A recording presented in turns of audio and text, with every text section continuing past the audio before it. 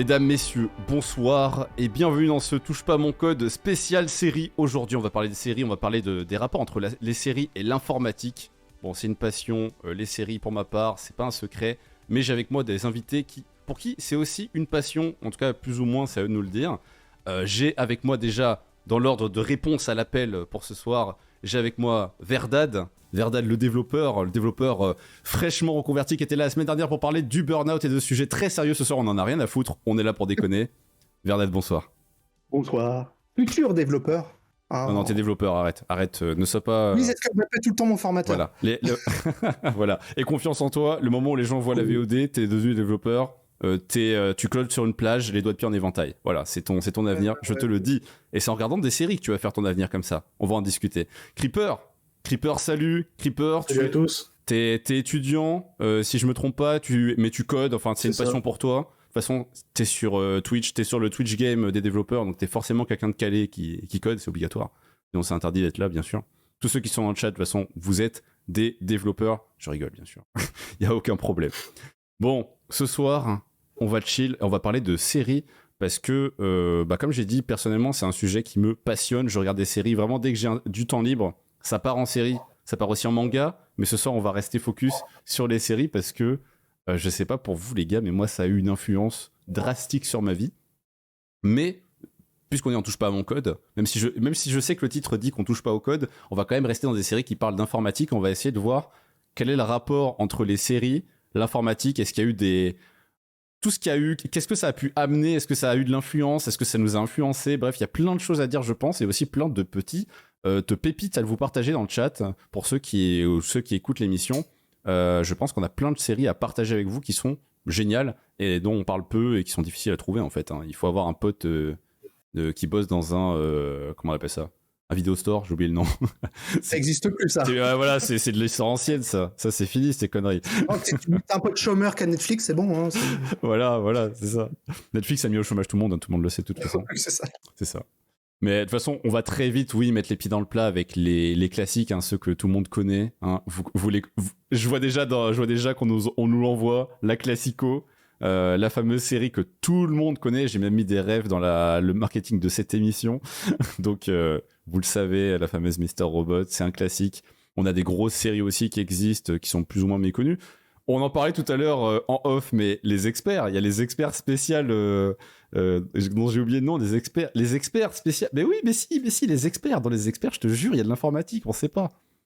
We Crashed. Severance, c'est vraiment de la technique à l'ancienne. Nous, on va plutôt discuter des séries qui ont un côté vraiment moderne. X-Files aussi.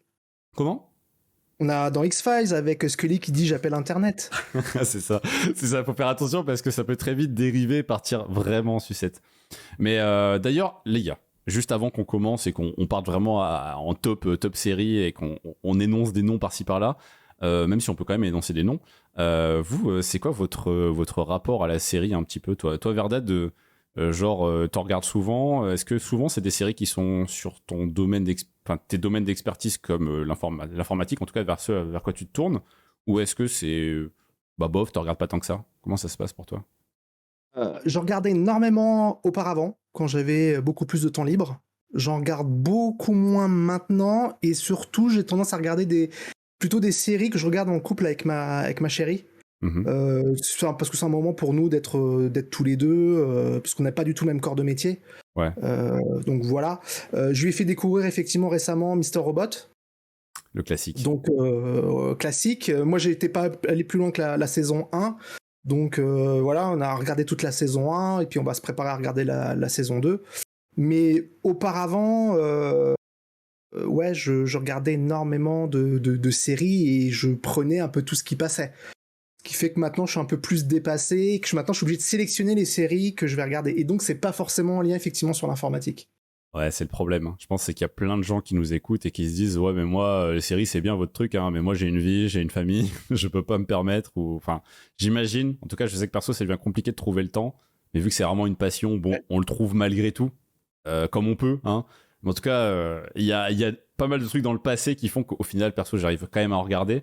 Et toi Creeper, les séries, juste au préambule, histoire de savoir un peu comment, par rapport à vous, comment c'est pour toi, c'est les séries, ça se passe comment, c'est quelque chose que tu regardes souvent ou... Moi, ça dépend en fait. C'est surtout les séries qui vont me taper dans l'œil que je vais regarder. Ouais, genre plutôt des classiques ou si quelqu'un te conseille un truc. C'est ça. Pas spécialement si quelqu'un me conseille un truc, hein. Je vais fouiller surtout. Okay. Et s'il y a quelque chose qui me tape à l'œil, bah je fonce. Ok, ça marche, ouais. Et j'adore parce que je regarde pendant qu'on est en train de parler, je vois dans le chat, on est en train de nous envoyer littéralement toutes les séries. En fait, faut savoir qu'avant cette émission, on a préparé un peu des listes, enfin, on s'est un peu partagé ce qu'on aimait, tout ça. Bon, même si moi j'ai moins communiqué dessus, mais bon, j'ai fait un peu le complémentaire. Et je regarde dans le chat et je vois que peu à peu, il y a toutes les séries qu'on a en stock qui sont en train d'être sorties, les classiques du domaine. N'hésitez pas à nous balancer d'autres noms, hein, si jamais peut-être qu'on va découvrir un classique qu'on avait oublié, c'est possible. Ok. Bah, ce que je vous propose de voir un petit peu, c'est que on peut d'ores et déjà commencer avec, juste en préambule.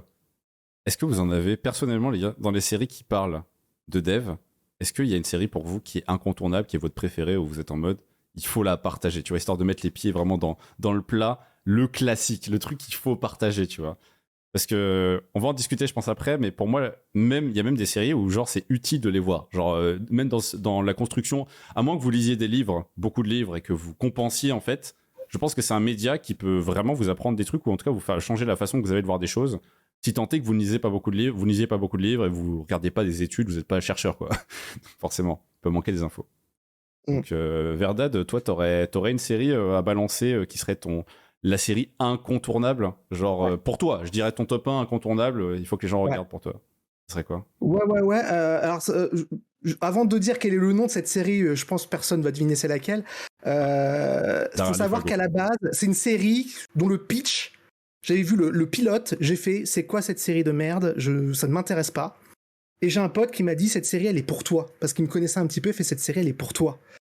Et il m'a fait, je regarde la saison 1, j'ai fait, je suis désolé, mais la saison 1, ça me vend pas du rêve, quoi.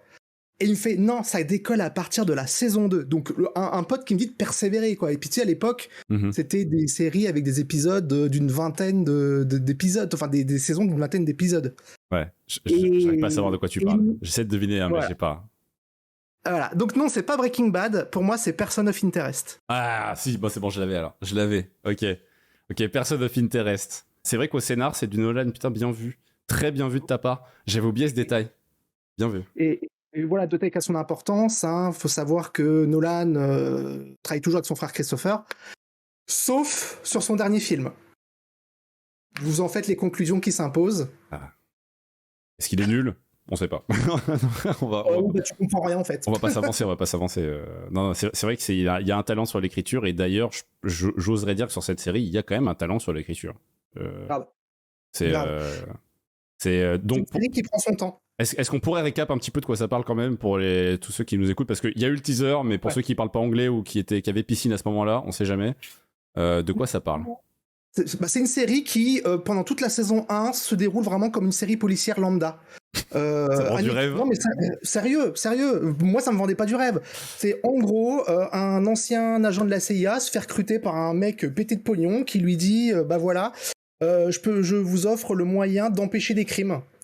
Je sais juste qui ça va concerner, je ne sais pas si la personne en question va être l'instigateur du crime ou la victime, mais je vous préviens qu'elle va avoir un rôle à jouer. Et donc c'est à vous d'empêcher le crime. Donc, moi, franchement, est-ce que je peux rappeler que le vous est un espèce d'ex-agent de la CIA, je sais pas quoi, enfin un mec surentraîné. Entraîné, méga balèze. Voilà. Faut quand même le préciser, c'est une armoire, le mec, et voilà, il défonce tout le monde sur son passage. Ce qui est un peu jouissif pendant la série, quand même, il faut le dire. Avant que ça parle d'informatique, quoi que ce soit, c'est déjà le kiff de la série, ça fait partie de ça. Voilà. Et donc, voilà, toute la première saison, on sait pas vraiment de quoi ça retourne, etc. Et c'est vraiment à partir de la deuxième saison où, en fait, on apprend que c'est hautement technologique. On sait pourquoi. J'ai pas envie non plus de trop vous spoiler, mais vraiment, faites l'effort de commencer à regarder la série, déjà de tenir toute la saison 1. Et prenez la saison 2, et là, la saison 2, ça va vous allez rentrer dans un truc qui est complètement what the fuck, qui est vraiment bien écrit. On sent quand même qu'il y a des informaticiens qui ont donné des avis parce qu'il y a plein de références à l'informatique, ne serait-ce que dans le titre des épisodes, avec des if, then, else, par exemple, ce genre de choses. Bien sûr. Les personnages sont bien, sont pas caricaturaux. Il n'y a pas de love interest à la con. Ça c'est un truc aussi qui me gave. C'est des fois les love interest, Ouais. ou forcément un homme avec une femme. Enfin, Je suis d'accord avec toi. voilà, c'est relou et vraiment c'est bien fait. Cette série, elle est vraiment cool. Bah perso, je sais que quand je l'avais découvert, j'étais devenu accro au début. J'ai lâché avant la fin, mais franchement, c'est une très bonne découverte. Ça parle de, bah ça, on peut quand même le dire, mais ça parle d'intelligence artificielle, Tout à fait. voilà, de gros serveurs des familles, enfin de plein de petites choses comme ça qui sont disséminées. De toute façon, on le voit un peu dans les extraits qui sont en train de passer un petit peu en boucle pendant qu'on parle. Mais voilà, on voit très bien qu'il y a des serveurs, on voit qu'il y a des grosses lunettes. Bon, on voit aussi des flingues, mais on voit qu'il y a une notion d'informatique quand même, malgré toutes les gens qui traversent des fenêtres, que c'est une série qui derrière, il y a une histoire d'informatique. Et c'est vrai que quand tu la regardes, au bout d'un moment, ça part vraiment dans des vraies questions de société liées à la technologie, à l'évolution de l'IA, de l'analyse. De toute façon, on le voit aussi, des visages qui sont analysés. C'est ce qui se passe en ce moment avec la Chine, avec la puissance colossale qu'on a en informatique aujourd'hui, qu'on peut aller Et fouiller. surtout que c'est une série qui s'inscrit dans un contexte post-11 septembre, Ouais. avec la crainte du terrorisme. Et justement, on sait que les Américains, suite à ces attaques terroristes, ont un petit peu enjolivé la vérité pour pouvoir faire passer certaines lois comme le Patriot Act, etc. Voilà. Donc ça traite de ça aussi, ces sujets-là. C'est qu'est-ce qu'on est prêt à faire pour empêcher les pires monstruosités.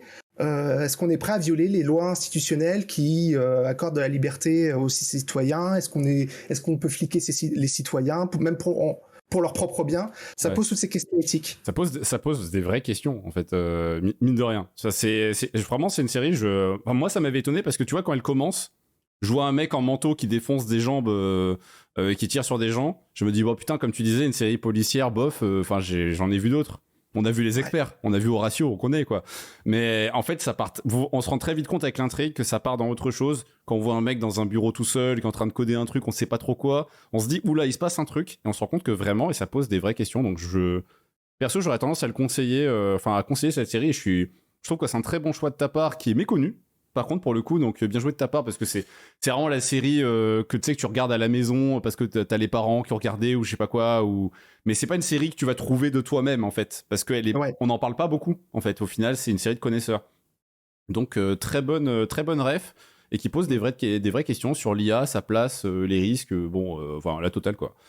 Et toi, Creeper, parce que très bon choix dès le début. Creeper, et toi, si tu devais caler une série qui serait pas Person of Interest, mais que les gens selon toi devraient voir absolument, en tout cas toi c'est ton top 1 de ce qu'on devrait voir pour l'informatique, ou en tout cas en rapport avec ça, pour toi ce serait quoi dans ta liste à toi? Non, pour moi ça serait Mr. Robot.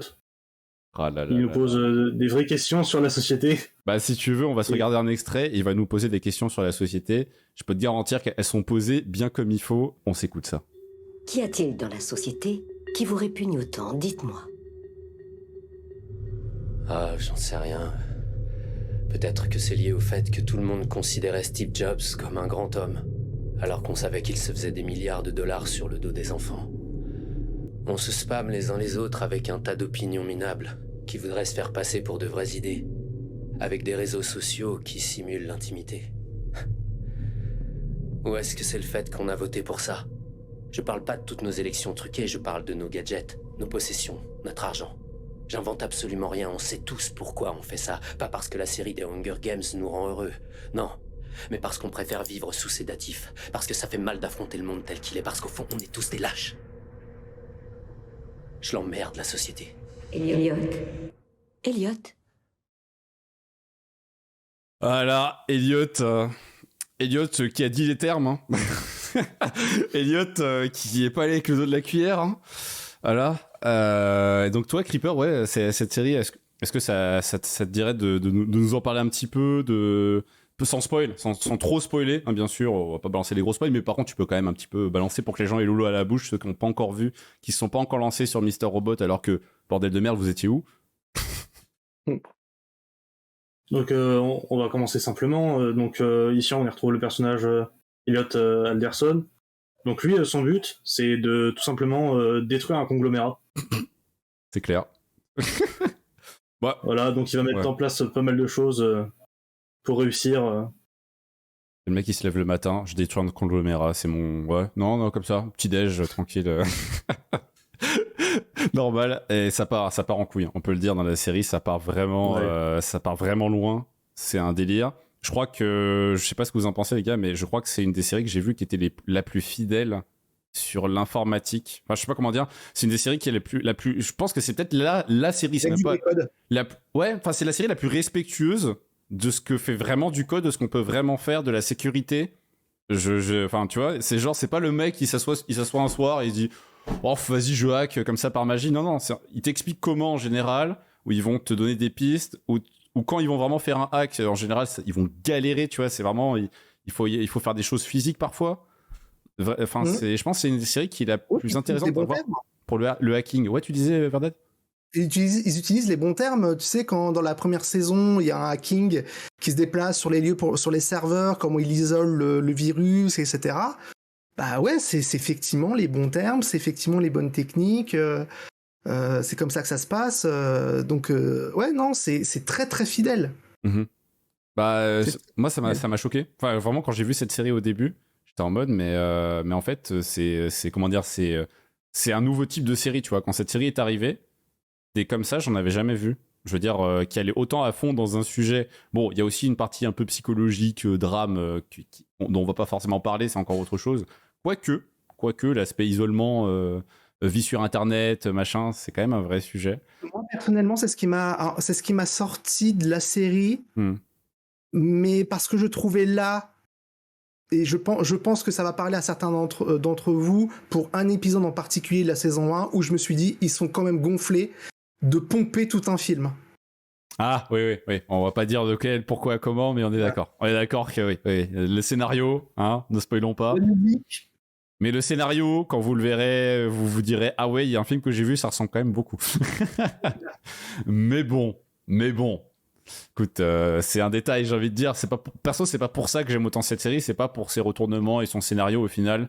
Ça fait qu'ajouter en fait au fait que c'est une série de qualité.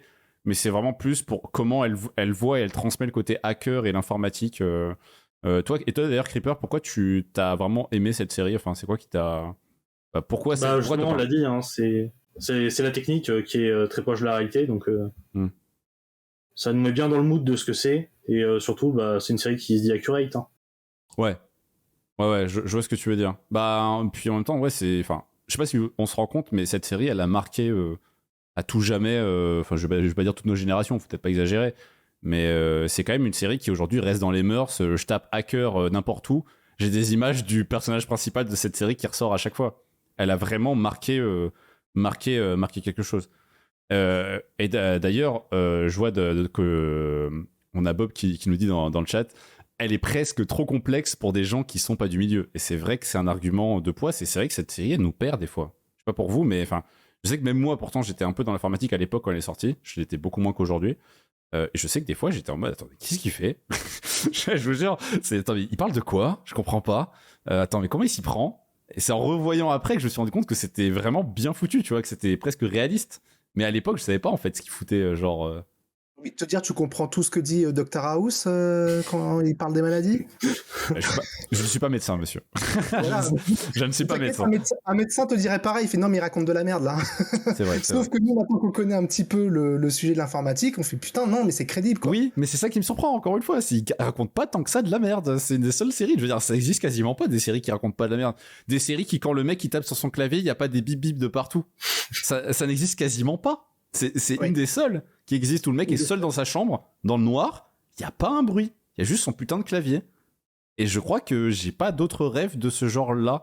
Enfin, je veux dire, elle sort vraiment de l'ordinaire. Alors, ça existe, hein, je dis pas que ça existe pas, d'accord, qu'on me fasse pas dire ce que je n'ai pas dit. J'ai d'autres séries dans le manteau qui respectent un peu ça. Mais on voit pas autant cet aspect hacking code se faire, en fait. C'est la numéro 1 pour moi. Le NCIS du haut clavier. Ça nous dit Tom dans le chat. Parfait. Oui, en effet. C'est vrai qu'on a oublié NCIS. Désolé, on a oublié je sais plus, la petite gothique qui est spécialiste informatique. Ouais. C'est vrai. Ouais, qui sait tout faire à partir du moment où c'est scientifique, elle sait faire. Voilà, t'inquiète pas, elle sait tout faire. T'inquiète. Les geeks sont forcément, c'est comme dans Stranger Things, les gamins de 14 ans, ils savent hacker. Les fameux geeks. De toute façon, il y a le mot geek, donc à partir de là, ça répare les ordi à Noël et ça hack la NASA le soir pour le boulot. C'est normal, c'est la routine quelque part. Ça à partir d'une Xbox. C'est vrai, parce que c'est puissant les Xbox, tu sais, c'est... Ouais, non, Non, mais en fait, c'est juste une inspiration et une ode à MacGyver qui te sûr. faisait un avion avec un trombone et un chewing-gum, hein, donc... Évidemment. Évidemment. Donc ouais, et en plus ça utilise des vrais terminals Linux dans Mr. Robot, en effet, on dit aussi dans le chat, et c'est vrai, le film... Il n'y a pas que ça, ils utilisent aussi des vraies applications qui sont sur mobile. Par exemple, leur application de messagerie, c'est Signal. Putain, mais t'as bien analysé le truc, bien vu. Très bien vu de ta part, ouais, c'est vrai. C'est vrai qu'ils utilisent que des trucs qui sont plus ou moins vrais. Les seuls qu'ils utilisent pas, je pense, c'est ceux où ils peuvent avoir un problème légal, en général. Où tu vois qu'ils évitent, si jamais ils crachent trop sur une société, par exemple... Genre, bon, ils ont craché sur Steve Jobs, mais je crois qu'il était déjà mort à l'époque, donc ça va. Mais sinon, en général, ils mettent un faux nom, si jamais ils voient que c'est trop compliqué de mal parler de quelqu'un. Mais donc, ouais, c'est assez surprenant. Et bah, ouais, Mr. Robot, si vous ne l'avez pas vu, et que bah vous n'êtes pas hermétique aux séries, bah foncez, quoi. Enfin, vraiment, je sais pas ce que vous attendez, mais au moins essayez.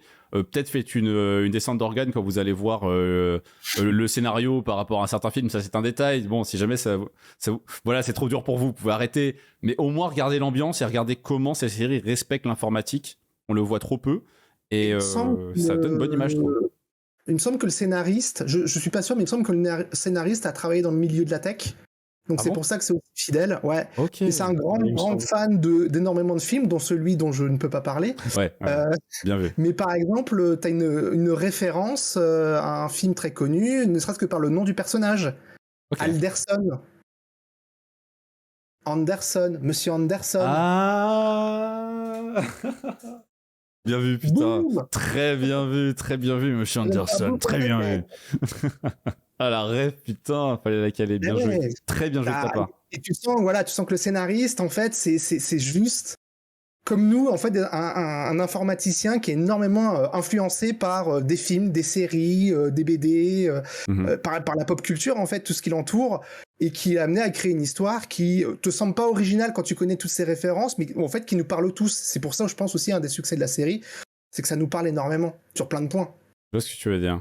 Bah, c'est vrai que bah, vu qu'elle est aussi réaliste, elle est autant dans un domaine qui nous, que, comme tu dis, ça nous parle. C'est vrai que quand on la voit, il y a quelque chose qui se passe pas avec les autres séries, en tout cas pas à ce niveau-là, pas à ce niveau d'intimité où, comme je disais, t'es dans la pièce dans le noir avec le mec qui est sur son PC dans le silence, qui va regarder des petits profils Facebook. Tiens, je remonte, j'ai telle info, pas à pas. Et t'es en mode, mais ça se fait vraiment, ça. C'est pas genre pas la magie d'une nuit, non. Vraiment, le mec il te montre comment il fait et ça marche. Et c'est vraiment, ça se fait. Et c'est abusé. Et presque ça fait peur des fois. Bref, regardez Mr. Robot, c'est quelque chose. Quelque chose à voir, je pense, pas rien. Donc je vous le conseille très fortement. C'est pas une série surfaite, je pense. Je pense qu'il y a des séries qui sont surfaites et bon, on sait que c'est pas si ouf que ça. Celle-là en fait pas partie, elle est vraiment bien. Maintenant qu'on a passé sur ce fameux Mr. Robot, écoutez, est-ce que je peux vous balancer ma série qu'il faut absolument voir? Et je fais presque exprès d'en balancer une, où je sais que vous l'aurez pas forcément, qui est un peu plus à part, mais qui pour moi est un monument, on va dire. On peut essayer de la deviner. Alors vous pourrez essayer de la deviner, mais enfin vous pouvez essayer. C'est une série récente? Non, c'est une série qui commence à dater un petit peu, donc non, c'est pas si récent. Mais elle est pas vieille, tu vois. C'est une série des années 2000, quoi. Ah, une série des années 2000. Ouais, 2000 et quelques. Pas 2000, pas si vieille que ça, peut-être 2010, tu vois. Je sais pas. Il y a que dû commencer en 2010, je dirais. Comme ça. Et ça parle vraiment de la tech? Ça parle de la tech, et je vais même préciser, ça parle du monde de la tech, ok? Voilà, je précise, pour pas... Sinon, ça peut durer très longtemps. Ouais. N'hésite pas, Creeper, hein, si t'as des idées ou des questions. Hésitez surtout pas. Ouais, pas de soucis. Silicon Valley? Bien vu. Alors, non, je fais que citer le chat parce que je connais pas du tout cette série. Je sais que tu l'as vu, je l'ai vu aussi passer. En effet, je parle de Silicon Valley et on se mate un petit bout de trailer, même s'il sera pas en entier parce qu'il est un peu plus long celui-là. Let's go. If you want to live here, you've got to deliver. Like Steve. Jobs or Wozniak? Steve Jobs or Steve? Il y a beaucoup de refs au monde réel, on le voit tout de suite. Jobs. Jobs was a poser, he didn't even write code.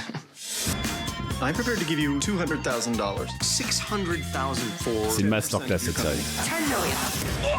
We had a guy in here in almost the exact same situation. Take the money or keep the company. He shot himself because he turned down the money. Yeah. Or no, he took the money. Or no. No, he did not. You know what? I don't remember. But whatever it was, he regretted it so much that he ended up shooting himself and now he's blind. Il fallait absolument que je vous parle de cette série qui, selon moi, je sais que c'est ma série qui parle de tech, qui parle d'informatique, qui m'a le plus marqué de toutes. Vraiment, sans déconner, cette série. Pourquoi ? Parce que vous le savez, je suis beaucoup dans l'entrepreneuriat, création, business, machin et tout, lié à l'informatique toujours, hein, toujours lié au fait de coder, créer quelque chose, un produit. Et quand j'ai découvert cette série, c'est devenu une espèce de... J'ai découvert très tôt dans ma carrière, et c'est une série comique qui à la base vraiment se prend pas au sérieux, vous l'aurez compris. D'ailleurs, l'humour, je pense que l'humour est le plus proche de South Park, pour ceux qui connaissent. D'où le fait que j'ai dit que ça sert pas pour tout le monde. Je sais que c'est un humour qui plaît à certaines personnes et d'autres qui détestent ça. Mais c'est l'avantage, c'est soit on aime, soit on n'aime pas. Donc si vous aimez, vous allez passer un putain de bon moment. Et cette série, d'ailleurs, ces aspects de série drôle, c'est une critique acerbe, hein, vraiment aiguisée du monde de la start-up, de la tech, de Apple, machin, Microsoft, les guéguerres, je sais pas quoi. Vraiment, tout ce monde-là se fait décimer par cette série et elle y va pas à moitié. C'est incroyable. Et en même temps, et c'est là où je trouve ça incroyable, cette série vous apprend des choses. Et je déconne pas. Elle vous apprend des choses par le personnage principal qui va créer sa boîte, sa petite start-up en incubateur, se faire bouffer des parts, avoir des problèmes de gestion de son entreprise avec des gens qui vont le faire chier, des grosses boîtes qui vont venir et tout lui piquer. Bref, ça va faire des hauts, des bas, vous allez voir plein d'aventures, et des aventures, je vous jure, qui, moi aujourd'hui encore, dans ma carrière, entre gros guillemets carrière, hein, qu'on se comprenne bien, on me dit que je suis en train de spoiler. Non, ça va. Je tease. C'est pour les gens qui n'ont pas vu, je veux qu'ils puissent voir. Ça parle de création de boîte. Après, à chacun de voir jusqu'où ça va. Mais donc, ouais, il y a des problèmes dans plein de situations différentes. Et je vous jure qu'encore aujourd'hui, cette série est une référence de plein de situations que les personnages vivent. Et que moi, à des moments, je dis, ah, ça ressemble à cette situation qu'il y a dans cette série. Et ça met un warning où je me dis, ah, tiens. Et je vous jure que, ouais, c'est une série de fou. Et je conseille à tout le monde de moins essayer de la regarder. Parce qu'elle est marrante, elle apprend des choses, elle est courte, c'est des épisodes de 20 et quelques minutes, vous les regardez en mangeant, je veux dire, ça se cale plus facilement. Ouais. Bref, elle a quasiment pas de défaut en fait. Il n'y a pas d'excuse pour ne pas regarder cette série, à part si vous aimez pas l'humour en fait. Si vous aimez pas l'humour de cette série, ne la regardez pas. Sinon, vous avez aucune excuse, matez-la. Voilà, c'était... Est-ce que l'un de vous l'a vu ou pas ? Pas forcément, je pense pas. Hein. Elle est méconnue. Hein. Non. On est bien d'accord, elle est méconnue. Bah c'est pour ça qu'il fallait que je la cale en fait et que je vous ai dit, je pense pas que vous l'aurez. C'est parce que cette série, elle est quasiment personne ne la voit. C'est vraiment un truc de connaisseur. Et pourtant, c'est une masterclass à tous les niveaux. Vraiment, c'est incroyable. Et je vois que dans le chat, en tout cas, il y a des gens qui l'ont vu. Et ouais, il y a plein de mèmes aussi. Il y a plein de mèmes qui viennent de cette série. Le gros avec la barbe, parce qu'on le voit pas pour ceux qui écoutent juste et qui regardent pas, mais on a une personne, on va dire, qui a un peu d'embonpoint et qui a une barbe, et c'est pas un hasard, c'est parce qu'il ressemble à Cartman dans South Park. C'est vrai. Et pour l'histoire, le mec s'appelle Elric Bachman. C'est-à-dire que vraiment, ils en ont rien eu à foutre, hein. C'est-à-dire, c'était assumé à 200%. Limite, le mec, elle est arrivé, il allait commencer à partir. Non, vraiment, je vous jure. Et d'ailleurs, c'est le doubleur. Putain, je fais l'imitation parce que c'est le doubleur. C'est le même doubleur que Eric Cartman dans South Park. Ah, c'est. Tu fais la voix. Un homme incroyable. J'ai oublié son nom. Ouais. J'ai pas son nom. Mais la voix de Cartman, ouais. Une voix emblématique. Hein. Pour ceux qui connaissent la voix de Cartman en français. Ouais. Vous, dans le chat, il y en a forcément qui connaissent. Non, c'est Lemoine, son de famille. Christophe Lemoine, non, c'est pas lui. Je crois pas que c'est lui. Non, je crois pas que ce soit Christophe Lemoine. Mais en tout cas, c'est un doubleur exceptionnel. On est bien d'accord, cet homme est incroyable. Christophe Lemoine, c'est bien Christophe Lemoine. Ah, c'est Christophe Lemoine, autant pour moi. Très bien vu, incroyable. Verdad, l'homme de la situation, incroyable. Putain, trop fort. Bah, merci Wikipédia. Franchement, il fallait... ouais, en tout cas, il y a des épisodes d'anthologie dans cette série. Je vous conseille encore une fois de la voir, vraiment. Et vous m'en direz des nouvelles. Et n'hésitez pas, pour la prochaine fois, on fera une émission en repassant un peu sur ces sujets-là. Ce sera un plaisir d'avoir des retours de votre part qui l'ont vu. On veut des retours, en commentaire, en message, n'importe quoi. On veut des retours là-dessus. Et d'ailleurs, même des 3 séries dont on a parlé. Hein. Je vous jure que les 3, là, c'est des monuments, en fait. Il faut au moins les essayer. Bon, déjà, on a fait le tour sur les séries, on va dire les séries qui vont droit dans nos cœurs et qui sont emblématiques. on se rend compte que déjà, avec les 3 séries dont on a parlé, donc qui étaient, on avait donc Mr. Robot, on avait Silicon Valley, et on avait Person of Interest. On se rend compte qu'avec les 3 déjà, on couvre beaucoup de sujets différents. C'est-à-dire que juste avec ces 3-là, on est vraiment sur des domaines qui n'ont rien à voir. des registres aussi qui n'ont rien à voir. Et on se rend compte qu'il y en a vraiment à manger pour tous les goûts. Même si ça parle d'informatique, ça se traite de tellement de différentes façons que moi, je trouve ça incroyable. Et c'est là où on se rend compte, et je sais pas ce que vous en pensez les gars, mais je pense que c'est comme plein de sujets. Il y a personne qui me dit, bon bah les séries, ça, j'aime pas ça ou je sais pas quoi. Peut-être qu'elle a pas essayé d'en regarder des assez différentes. Tu vois. Et quand je dis série, même encore une fois, je parle d'informatique ou qui peuvent vous élever ou vous apprendre des choses même dans votre domaine. Hein. Je parle bien sûr, je vous parle pas d'aller regarder les experts Miami, c'est pas l'idée. Hein. Mais je sais pas ce que vous en pensez les gars, mais je pense que vraiment à peu près tout le monde devrait trouver une série qui lui plaît dans un registre qui lui plaît.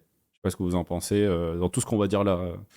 Est-ce que selon vous, les gens devraient se forcer un petit peu à tester ou pas, ou en fait non, ça dépend des gens. Vous en pensez quoi? Je pense que tous les sujets, en fait, tous les sujets, les ambiances, les thématiques, c'est juste des prétextes pour raconter des histoires.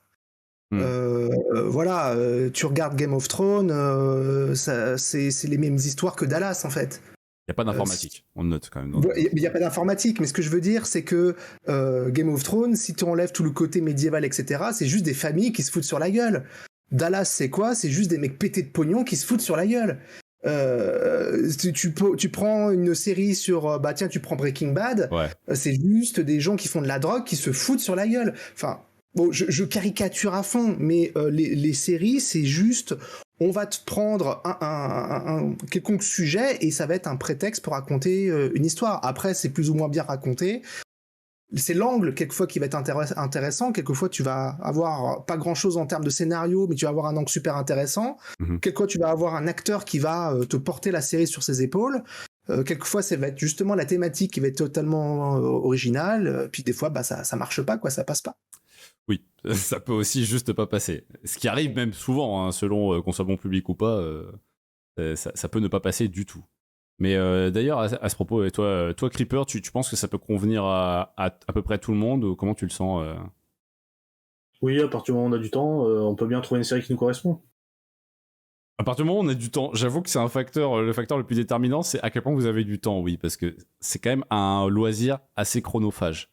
Pour ça d'ailleurs que je précisais, regardez Silicon Valley parce que les épisodes durent 20 minutes, c'est que c'est une exception. Mais en général, c'est vrai que regardez un épisode de 50 minutes pour Mr. Robot, voire même 1 heure pour certains. Je crois que ça dépend vraiment des épisodes. Il y en a qui vont à 1 heure, 1h10. C'est vraiment abusé. Il faut quand même être motivé pour réussir à le regarder en entier sans en avoir, sans se dire putain, mais j'ai peut-être une vie en fait. Même si j'ai l'impression que dans le chat, vous êtes plutôt motivé à aller voir les séries dont on vous parle, ou même vous les avez déjà vues pour certains.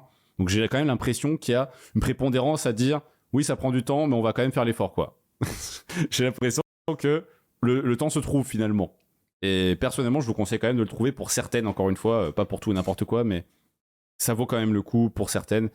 Et d'ailleurs, pour rester dans ce registre, les gars, ce que je vous propose, c'est tout simplement pour le début en tout cas, pour le préambule, puisque mon but c'est d'apporter le max de valeur en peu de temps.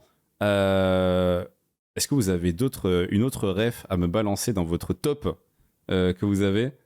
Quel est votre top 2 pour vous qu'on voit? Je suis curieux de savoir, est-ce que ça va être dans le même registre ou est-ce qu'on va vraiment se balader dans des spectres qui n'ont rien à voir, tu vois? Est-ce qu'on va tourner dans des trucs qui n'ont pas de rapport? Alors, dans mon top 2, à moins que tu veuilles commencer, Creeper, histoire de changer. Comme tu préfères. En vrai, ça peut changer, ouais, Creeper, tu peux commencer, ça peut être cool un peu. Bon, alors, dans mon top 2, c'est la série How to Sell Drugs Online. Ah, yes. C'est des petits jeunes. C'est un petit jeune qui va vouloir vendre de la drogue. C'est le mec, c'est la risée de son lycée. Et il va piller son projet, en fait, car c'est un projet à deux.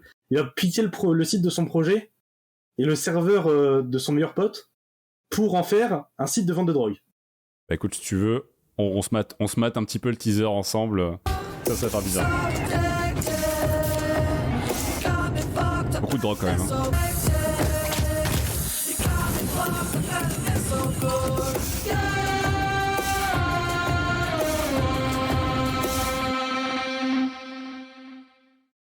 Ouais, masterclass, hein, cette série, franchement, c'est incroyable. Et d'ailleurs, elle fait aussi partie. Bon, elle est pas au niveau de Mister Robot, hein, dans le respect de l'informatique. Mais j'aime la façon dont, quand même, elle nous montre le fait que, bah, je sais pas, un site, ça se crée, ça se développe, ça se bosse. J'aime on voit un peu un petit peu, quand même, les entrailles du système de la vente de drogue online, un petit peu, très légèrement. Je sais pas si Creeper, c'est un point qui t'a séduit un peu dans le truc, que le pote du personnage principal était un peu elle informaticien, tu vois, le roi. Est-ce que c'est quelque chose qui t'a plu ou pas? C'est quelque chose qui t'a suivi, je pense, hein, un petit peu, non? Parce que je sais que c'est quelque chose que j'ai beaucoup apprécié. Toi, Verda, tu l'as vu la série ou pas? Pas du tout, mais j'en ai entendu parler. Oh mon Dieu. Quand tu as dit le titre, ça me disait rien. Mais le pitch, ça m'a parlé. C'est typiquement le genre de série que je ne regarderai pas parce que je déteste les séries qui parlent de drogue. Ah, d'accord, ok. Oui, t'as un biais, ok, je vois. J'ai un biais. J'ai carrément un biais sur les séries qui parlent de drogue, ça ne m'intéresse absolument pas. Et cette série-là, elle est inspirée de faits réels en plus. C'est vrai que c'est une vraie histoire en plus, le gars qui a fait ça. Ouais. Bien vu, très bien vu, Creeper. C'est une vraie histoire. Bah, je vais dire un truc à la con. Mais j'aime dire un truc à la con. C'est un grand plaisir de, de partager avec vous mes comptes rendus de séries. Mais cette série, elle va aussi avec, comme Silicon Valley, mais d'une autre manière, parce que c'est pas le même registre. Mais pour moi, c'est une série utile, encore une fois. Ça fait partie de la panoplie des séries utiles. C'est que vous voyez un gamin, en partant de zéro, lancer un des plus gros réseaux de vente de drogue mondiaux. Bon, j'exagère, vous voyez, c'est bon, mondiaux, je suis pas sûr, mais bref, en tout cas, c'est énorme ce qu'il fait. Et vous voyez étape par étape, problème, résolution de problème. Comment on fait? Merde, problème qui est. Est-ce qu'on peut résoudre ce problème? Peut-être pas. Comment on fait? Je sais pas. Bref, vous voyez vraiment la vie d'un entrepreneur, mais dans un cadre très extrême. Mais réellement, ça peut vous donner un petit coup de fouet, vous donner ce petit truc qui vous manque pour vous dire tiens, j'ai ce projet à démarrer, je vais peut-être le lancer. Ou mais peut-être que je peux moins me prendre la tête. Pendant que moi je me prends la tête, il y a des mecs vraiment dans un pays qui a vraiment lancé un site de drogue. Tu vois, moi je me demande est-ce que je vais faire mon blog? Peut-être que tu devrais le faire. Tu vois, c'est des et vraiment pour moi ce genre de série, ça a cet apport de points de motivation, de se dire ah ouais c'est n'importe quoi, on peut faire n'importe quoi, ça peut être marrant. Bon, mais on peut éviter de vendre de la drogue quand même, faut pas déconner. C'est peut-être pas à faire. Faut transposer ça évidemment. Est-ce que vous en pensez quoi de ce que je viens de dire, les gars? Est-ce que vous voyez le truc dont je parle ou pas? Je vois ce que tu veux dire sur le fait de quelquefois simplifier. On a tendance à vouloir être trop perfectionniste, à vouloir dire je lance mon truc, à partir du moment où il va être peaufiné, tout est nickel, etc. Voilà. Et t'as des gens qui se prennent pas la tête en disant moi je lance et puis on verra. Et effectivement, au bout d'un moment, bah, tu te fais damer le pion parce que toi, à être trop perfectionniste, tu sors jamais ton truc. Et que d'autres. D'ailleurs, quand on regarde, les gens qui ont entre guillemets été pionniers dans le domaine de la tech, c'est pas forcément ceux qui ont inventé les choses, c'est ceux qui le vendaient le mieux, quoi. Bien vu. Très bien vu. Très putain. La masterclass. Mais exactement. Exactement. Et d'ailleurs, Creeper, tu l'as dit dès le début, mais le personnage principal, son site, c'est un truc, il prend ça de son pote, enfin, il me semble que c'est ça, hein. Ouais, c'est ça. De base, c'était un site pour vendre des items des systèmes de jeu. En gros, c'était l'eBay du jeu vidéo. Encore une fois, l'entrepreneuriat. Il lui a fait une Mark Zuckerberg, en fait. Exactement. Ouais, c'est vraiment ça. Il a fait une Will Calvos. Mon Dieu. Faudra qu'on en parle ça un jour, mais c'est un autre sujet. The Social Network, on en parlera dans la prochaine. Obligatoire. David Fincher, c'est à voir. Hein. Ouais, bah on en parlera la prochaine sur les films. Mais bon, là ça reste les séries, mais il faudra qu'on en fasse une sur les films. Mais oui, son site, il est passé son site, du coup, il est passé de MyTems à MyDrugs. Putain, bien vu. C'est ça. Mais donc, vous voyez le truc, c'est vraiment 2 bouts de ficelle.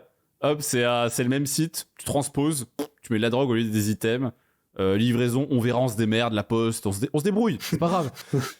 Et voilà, ça part, et ça bouffe toute la ville, ça bouffe tout. Bref, je vous spoil pas non plus, mais trop. Mais voilà, ça part loin cette histoire, ça part très très loin. Et bon, encore une fois, ne vendez pas de drogue, les enfants. Hein, la drogue, c'est mal. J'ai pas vu la série, mais en fait, de la façon dont vous en parlez, ça amène aussi un autre point, c'est de voir à quel point l'administration ou la police est complètement déconnectée aussi de ces nouvelles technologies, ils n'arrivent pas à suivre et à protéger efficacement. Puis le mec a réussi à vendre en ligne de la drogue et sans se faire choper pendant très longtemps. je connais pas l'histoire vraie jusqu'où ça a été, mais c'est vraiment que bon, ça on le sait dans le domaine de la tech. Oui, on le sait. Ils sont aux fraises quoi. Les flics sont aux fraises. Tu vas porter plainte, les flics sont absolument pas formés quoi. Mais le mec ils l'ont retrouvé. Ils ont fini par le retrouver, oui, forcément. Ouais. Bon, on va pas spoiler ce qui lui est arrivé, mais ça finit pas bien, voilà. il faut quand même le noter. Mais bon, forcément, ça finit comme ça. C'est pour ça que je dis bien aux gens, c'est plus une inspiration sur le fait de lancer des projets, de comme tu disais, Verdad, d'avoir ce truc de le projet, il marche, on le lance, on arrête de chercher. J'ai pas de site, comment ça t'as pas de site? Il y a des moyens alternatifs de faire. Bref, il y a toujours des solutions et cette série elle nous le rappelle. Maintenant, encore une fois, remplacer drogue par autre chose de légal, s'il vous plaît. c'est juste ça le truc.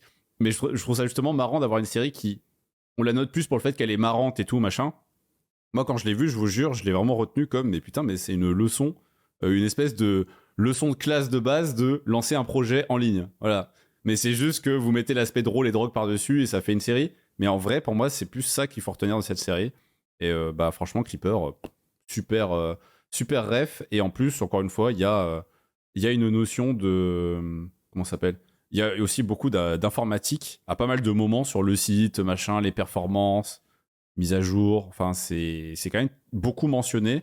On retrouve pas mal de petites notions d'informatique, même si des fois c'est peut-être un peu tiré par les cheveux, quand même un petit peu, mais légèrement. Genre le mec qui code un site en une nuit, en partant de zéro, machin, je fais une version 2 propre. Non, bon. Mais il était sur Red Bull. Bien sûr. Oh, excuse-moi, je vais en acheter, je reviens. Voilà. C'est possible. J'étais pas au courant. C'est ça, c'est possible. En fait, on sait pas, mais en une nuit, c'était une semaine en fait, on n'était pas au courant. mais ouais, non, il y a des trucs qui sont pas forcément réalistes. Par rapport à Mr. Robot, là-dessus, ils ont un petit peu craqué. Mais bon, Mr. Robot, il y a aussi des bons craquages, mais on n'en parlera pas spécialement. Allez, Verdad. Voilà, n'en parlons pas plus, Verdad. On va rester dans le capillotractage. Ouais. Moi, j'ai envie de parler, pas forcément d'une série, mais d'une série de séries. En fait, une série qui a amorcé plein d'autres séries dans son genre. Ouais. C'était sur comment on voyait l'informatique dans le futur, ou comment on voyait la technologie, les nouvelles technologies dans le futur. Mm-hmm. Je pense à K2000, par exemple. Moi, je suis un enfant des années 80. Oh mon dieu, générique! Certains dans le chat, ça va peut-être pas leur parler. Mais si ça parle à tout le monde, ce générique, vous l'avez tous entendu au moins une fois dans votre vie. Moderne. Mais si vous ne l'avez pas vu. Pour des innocents, des sans-espoir, victimes d'un monde avec David. David fucking Hasselhoff. Regarde-moi ce sourire bright. Oh là là, exceptionnel. Et en fait, c'est une série, K2000, qui a eu un très gros succès. Qui a eu un gros impact sur la pop culture dans les années 80. C'était un peu une vision, parce que c'était quand même les débuts de l'informatique, même bon, l'informatique a commencé dans les années 70, mais on est vraiment dans un essor de chacun commence à avoir chez soi un ordinateur, et on commence déjà à se dire, voilà, l'informatique va débloquer des trucs complètement what the fuck et complètement ouf. Et là, on pense déjà à voiture automatisée. Là, on voit encore aujourd'hui, c'est pas encore super au point, quoi. Finalement, est-ce qu'on peut dire que K2000, c'est un peu la Tesla, finalement? Finalement, K2000, c'est le modèle plaid. C'est ça, en fait. C'est l'explication. C'est quand même vachement plus fiable, quoi. C'est vrai. Excuse-moi. Principe. Bon, une voiture qui peut voler, qui fait des super bonds. Bon, faut savoir que sur le tournage, il pétait à chaque fois la bagnole, à chaque fois qu'il les faisait faire un saut. La bagnole a été détruite. Ils avaient un deal avec General Motors pour avoir une bagnole à chaque fois. Mais c'est un délire. Mais t'as vraiment regardé K2000, toi? Tu l'as vraiment regardé, cette série? Ah oui, mais j'étais gamin, moi, à cette époque-là. Donc K2000, c'était la série qu'on regardait et que, en fait, je connaîtrais pas K2000. Imaginons que je sois né dans les années 2000 et puis qu'on me présente K2000, je regarde K2000, je te dis putain, mais c'est quoi cette série de merde? On est bien d'accord. Voilà, c'est kitsch, etc. C'est comme ça que je l'ai vécu à l'époque et pourtant j'étais enfant aussi. Hein. C'est ça qui est... Voilà, mais moi étant gamin, mais dans les années 80, parce qu'on n'a pas le même âge, Silver, il me semble. Ah oui, c'est vrai, pardon. Ouais, voilà. Mais moi, je veux dire K2000, c'était futuriste. Moi, je rêvais d'une voiture qui sache faire ça. Et les bouquins qui sortaient à l'époque, les émissions télévisées qui parlaient du futur des technologies, on était dans le turfu complet en disant, en 2000, on va avoir des voitures volantes, on va avoir ça. Pour nous, dans les années 80, c'était totalement ça. Le futur, c'était ouf et ça allait super vite. Et K2000, en fait, a eu son succès et a amorcé toute une série de séries sur des trucs complètement what the fuck, avec les bagnoles, enfin tout moyen de locomotion. Ouais, tout moyen de locomotion qui a un ordinateur dedans et qui est le futur, quoi. C'est ça. Parce qu'il faut quand même rappeler que K2000, c'est donc la voiture avec un ordinateur, une espèce d'intelligence artificielle, je crois, c'est ça, c'est un robot finalement, la voiture. Oui, voilà, K2000, c'est une intelligence artificielle. Moi, je suis très intelligence artificielle, donc c'est une intelligence artificielle. Ouais, c'est bien ça. Dans une voiture. Ok. Voilà. Une voiture quasiment indestructible, qui est capable de faire des bonds, qui est capable de faire des lasers, enfin... Une voiture de turf. Tout ce que fait une IA finalement, bien sûr. Bien sûr. Laser, bon, ouais, bien sûr. Voilà. On est bien d'accord. Voilà. Avec un côté très un peu réac. C'est vraiment, tu sais, en même temps, c'était les années 80. C'est les gentils contre les méchants. Bien sûr. Tu vois, il n'y a pas de demi-teinte. C'est le gentil, il est forcément très gentil. Le méchant, il est forcément très méchant. Série des années 80, quoi. Et quand même, dans les années 80, les gentils avaient des lumières rouges un peu flippantes et des lasers. Il faut quand même le noter. C'était vraiment des années... ça a changé depuis le temps. Ouais, tu te rends compte que tout a changé. La voiture était toute noire, tu vois, genre. Vraiment, aujourd'hui, tu sors ça. Ça, par contre, le noir, c'était une couleur effectivement à la mode pour le côté mystérieux. Parce que tonnerre mécanique, la moto, elle est noire. Donc tonnerre mécanique, c'est à peu près la même chose, mais avec une moto. Et vous aviez Supercopter, donc avec un hélicoptère. Oh mon dieu. Ouais, ils ont fait toutes les variantes en fait. Ils ont fait toutes les variantes. D'accord. Il manquait que le bateau, ça a été fait 20 ans plus tard. Il y avait un filon, il fallait le suivre en fait. D'ailleurs, Creeper, toi, est-ce que ça t'a fait rêver dans ces années-là? Est-ce que quand t'étais plus jeune, tu as entendu ce générique qui t'a vendu du rêve ou pas? Non, absolument pas. Putain, mais tu sais pas ce que t'as loupé. Tu sais pas, hein. Tu te rends pas compte. Moi non plus, j'ai pas regardé, j'écoutais juste le générique. mais c'était... Le générique, ça vendait du rêve aussi. J'avoue que le générique, il me vendait du rêve. Je savais pas ce que c'était, enfin, en tout cas, je regardais jamais, mais j'écoutais le générique, et là, quand je l'ai remis, tu sais, j'ai eu ce moment souvenir. Je sais pas si ça vous le fait aussi, qui avait écouté là dans le chat, mais on a vraiment eu ce côté... Enfin, moi, j'ai vraiment eu ce côté nostalgie un petit peu. Alors pourtant, j'ai même pas vu la série, mais juste, ça te rappelle les années, tu vois. Non, c'est quand même cool. Et je me rendais pas compte à l'époque, oui, cet aspect que c'est la vision du futur, quoi. C'est qu'à l'époque, pour les gens, le futur de la voiture, ça allait être un délire comme ça, quoi. C'était... C'est quand même fou. Même retour vers le futur, tu vois, c'est les roues qui se tournent et ça vole, tu vois. Mais je veux dire, dans le passé, c'est comme ça qu'on voyait le futur. C'était, bon, à peu près comme aujourd'hui, un peu plus moderne, et ça vole, quoi. Ça vole, ça fait des sauts, il y a des lasers, ça parle. Voilà. Il y avait un côté dans les années 80, en fait, la science va nous permettre de faire des trucs qui, en fait, relèvent de la magie. La carrosserie de la bagnole qui est indestructible, bah non, c'est pas possible. L'intelligence artificielle, alors faut savoir qu'à l'époque les ordinateurs, ça te prenait un camion entier pour arriver à faire des petits calculs de base. Bon, maintenant effectivement dans notre téléphone on arrive à avoir une super puissance qui te permettrait d'aller sur la Lune, mais c'est quand même assez ouf qu'on imaginait que bah voilà, ça pouvait tenir dans une bagnole avec un super moteur qui te permettait d'aller à 300 km/h. Et avec plein d'autres gadgets, et tout ça tenait dans une bagnole. Et puis pareil pour tous les autres véhicules. Hein. Et après, il y a plein d'autres séries qui ont été à fond sur la technologie dans les années 80. Et à chaque fois, c'était overpété, ça allait dans la magie, quoi. C'était de la sorcellerie. Et finalement, tu vois, il y a eu GitHub Copilot qui est arrivé. Donc quelque part, la magie est vraiment née. Merci Microsoft. Tout le monde n'est pas d'accord avec toi pour Copilot. Il y en a qui l'adorent. Hein. Ah bon? Ah merde. Bah écoute, moi je pensais que c'était bien, merde. Bah écoute, en parlant justement des années 80 et des ordinateurs, je pense que je me dois de vous parler de Halt on Catch Fire. This is an industry built on people ripping off each other's ideas. It's our turn. I want to build a machine that nobody else has the balls to build. It's illegal.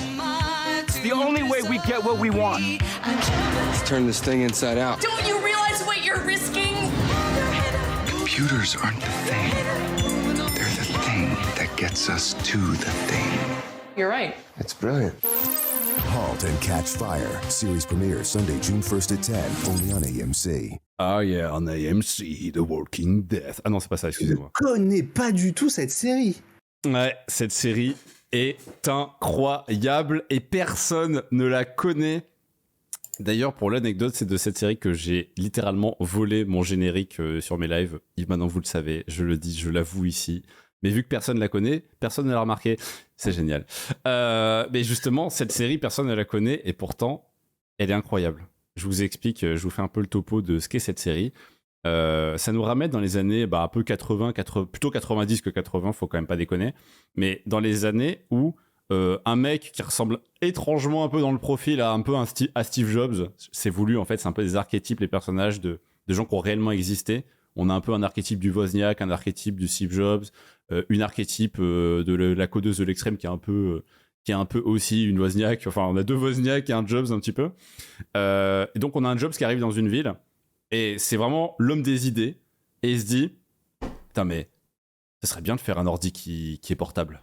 Dans une époque où il n'y a aucun ordi. Ça n'existe pas. Je veux dire, un ordi, c'est une grosse tour, mais vraiment, les tours d'aujourd'hui, c'est de la merde, tu vois. C'est vraiment une bonne grosse tour des familles qui pèse bien avec un écran cathodique. Surtout l'écran en plus. L'écran, ça, c'est une autre histoire encore. Enfin, bref, des transistors, la totale, quoi. Et le mec se dit non, moi, je veux un ordi portable. Ça, c'est l'avenir, ça. Et vraiment... Déjà, ça part comme ça la série. Après, ça part sur plein d'autres sujets qu'il y a dans l'avenir aussi. On part sur des moteurs l'âge des moteurs de recherche avec Google et tout. Bref, vous allez voir toute l'histoire de l'informatique dans cette série passer au travers de personnages qui sont, je vais pas dire haut en couleur, c'est pas le terme, mais qui sont vraiment, vraiment cool. Enfin, qui sont bien foutus, Enfin, moi perso de la série, je l'ai bu vraiment. Vraiment, il faut que je vous le dise, je l'ai bu cette série. Je l'ai mangé à tous les repas. J'ai pas arrêté. Je crois que je l'ai torché en une semaine comme ça, parce que vraiment, j'ai trouvé ça incroyable, comme c'était bien raconté. Par contre, le problème, c'est que c'est très de niche dans le sens où si vous aimez pas l'informatique, si vous en avez rien à foutre et que c'est pas quelque chose qui vous parle, vous allez passer et dire frère, moi je m'en bats les couilles. Ton histoire de monter un ordinateur, machin, on s'en fout. Mais et ce qui fait que les gens n'en parlent pas. Mais nous, qui sommes dans l'informatique actuellement, je vous le dis, personne ne vous en a parlé pour ces raisons-là. Cette série est une masterclass. Si vous aimez l'informatique, ça vous intéresse, cette série est une masterclass qui retrace les années qui ont créé les bases de ce que vous utilisez aujourd'hui au quotidien. Et avec une bonne histoire en plus, de prime abord. Donc, voilà, Halt and Catch Fire, qui est marqué, vous pouvez le voir actuellement sur l'écran. Ceux qui ne peuvent pas la voir, vous l'avez en ce moment en description de ce contenu. Donc vraiment, allez voir cette série si vous avez un minimum de temps. Évidemment, comme d'habitude, on l'a bien compris, c'est le problème est le temps pour regarder des séries.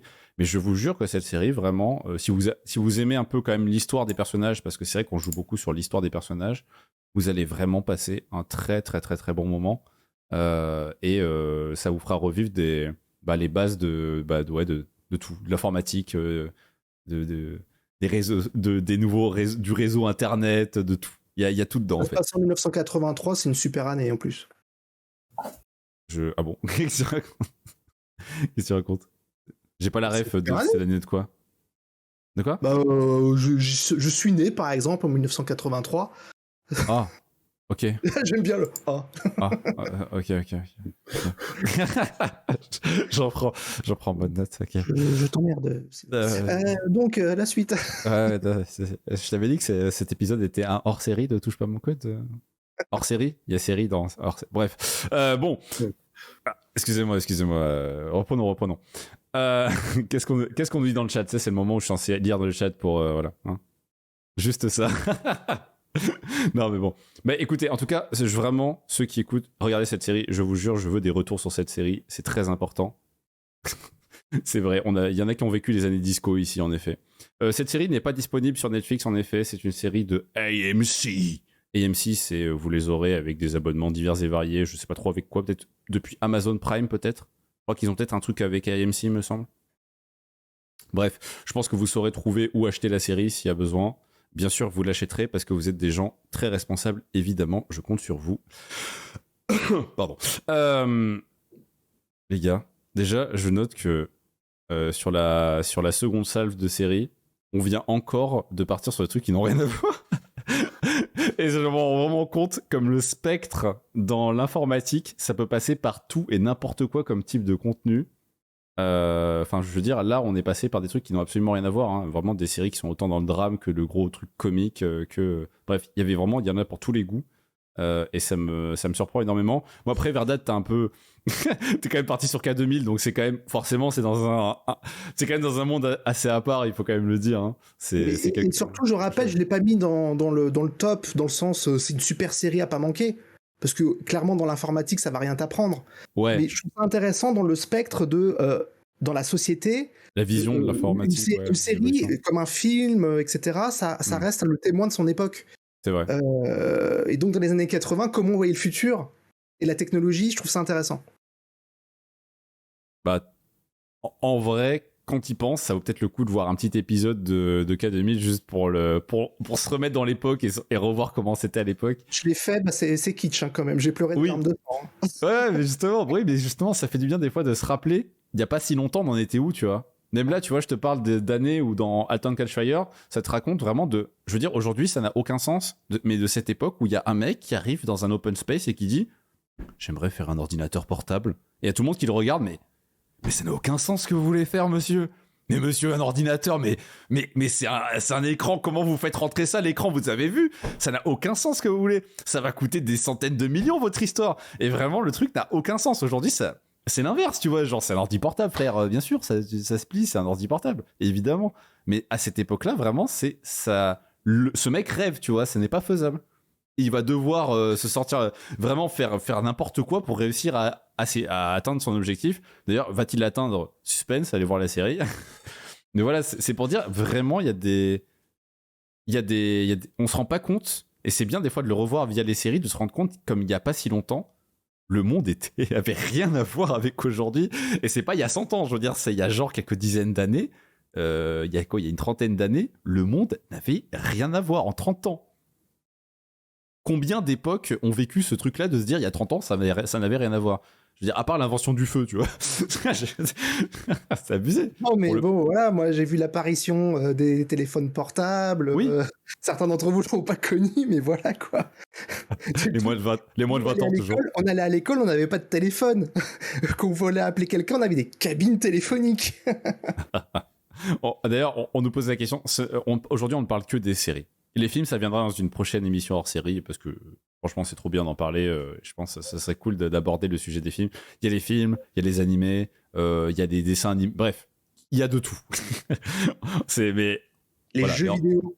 Ça, je pense qu'on fera la règle, c'est après chaque émission de Touche pas à mon code trop sérieuse, une émission hors série. Voilà, histoire de lâcher un peu de lest. Et on a parlé de Mr. Robot tout à l'heure, une série qu'il faut absolument voir, je le rappelle. Donc, passons à la suite, puisque je crois qu'avant l'émission, je vous avais demandé un peu vos refs, et on avait chacun choisi 3 séries qui étaient absolument à voir pour chacun de nous, en fait, en tout cas nos refs à nous, qu'on avait par rapport à l'informatique. Donc, je pense que c'est bien de balancer nos meilleurs refs avant de justement s'en servir, peut-être dans une seconde phase, pour faire de l'analyse un peu plus sur le sujet, aller plus en profondeur, parce que je pense qu'il y a plein de choses à voir, justement, via tout ce qu'on sort comme série. On se rend compte d'une chose, mais je pense qu'on en parlera plutôt après, de à quel point ça va à fond dans le sujet, à quel point on passe par tous les stades de l'informatique, que ce soit du hacking, à la création de projets, machin, il y a tout à voir. Mais pour poursuivre là-dedans, les gars, je sais pas, Verdad par exemple, est-ce que tu aurais une 3e série à nous conseiller qui serait dans ton top 3 ? Alors, c'est toujours pas dans mon top, hein. Bon. Mais je parle vraiment d'une série qui est dans le... Vous faites exprès, monsieur. Non, mais qui est super intéressante à regarder, toujours dans le concept de l'analyser avec... Alors là, c'est pas avec son époque, c'est avec le sujet qu'elle traite. Ça s'appelle Almost Human, série qui a fait un flop complet, qui a fait qu'une saison. Tu veux qu'on se mette le trailer un petit peu ? Vas-y. Tranquillement pour que les gens se mettent en bouche, tu vois. Ça, voilà, avec Karl Urban, que vous connaissez sûrement, avec The Boys. Écoute, j'envoie ça et let's go. Il faut que les gens puissent profiter un petit peu. In 2048, every police officer was partnered with an advanced combat model android. Ça a l'air d'y avoir de l'action quand même. Oui. Encore du DJ Abrams, hein. I'm not like them. I was made to feel. Point. Ah ouais, non, là c'est vraiment les séries, tu sais, avec vraiment des points de partout. Mais Verdad, pourquoi ce point t'a intéressé autant ? C'est pas par rapport à la série en elle-même, parce qu'en fait, quand tu regardes la série en elle-même, tu vois qu'elle... ça parle encore d'intelligence artificielle, mais cette fois-ci avec un robot. Donc le personnage principal est un humain, un flic, qui va devoir faire équipe avec un robot, avec un androïde, qui a un défaut, c'est qu'il est capable de ressentir des émotions. Ça me rappelle beaucoup un certain jeu vidéo qui s'appelle Detroit, tout hasard.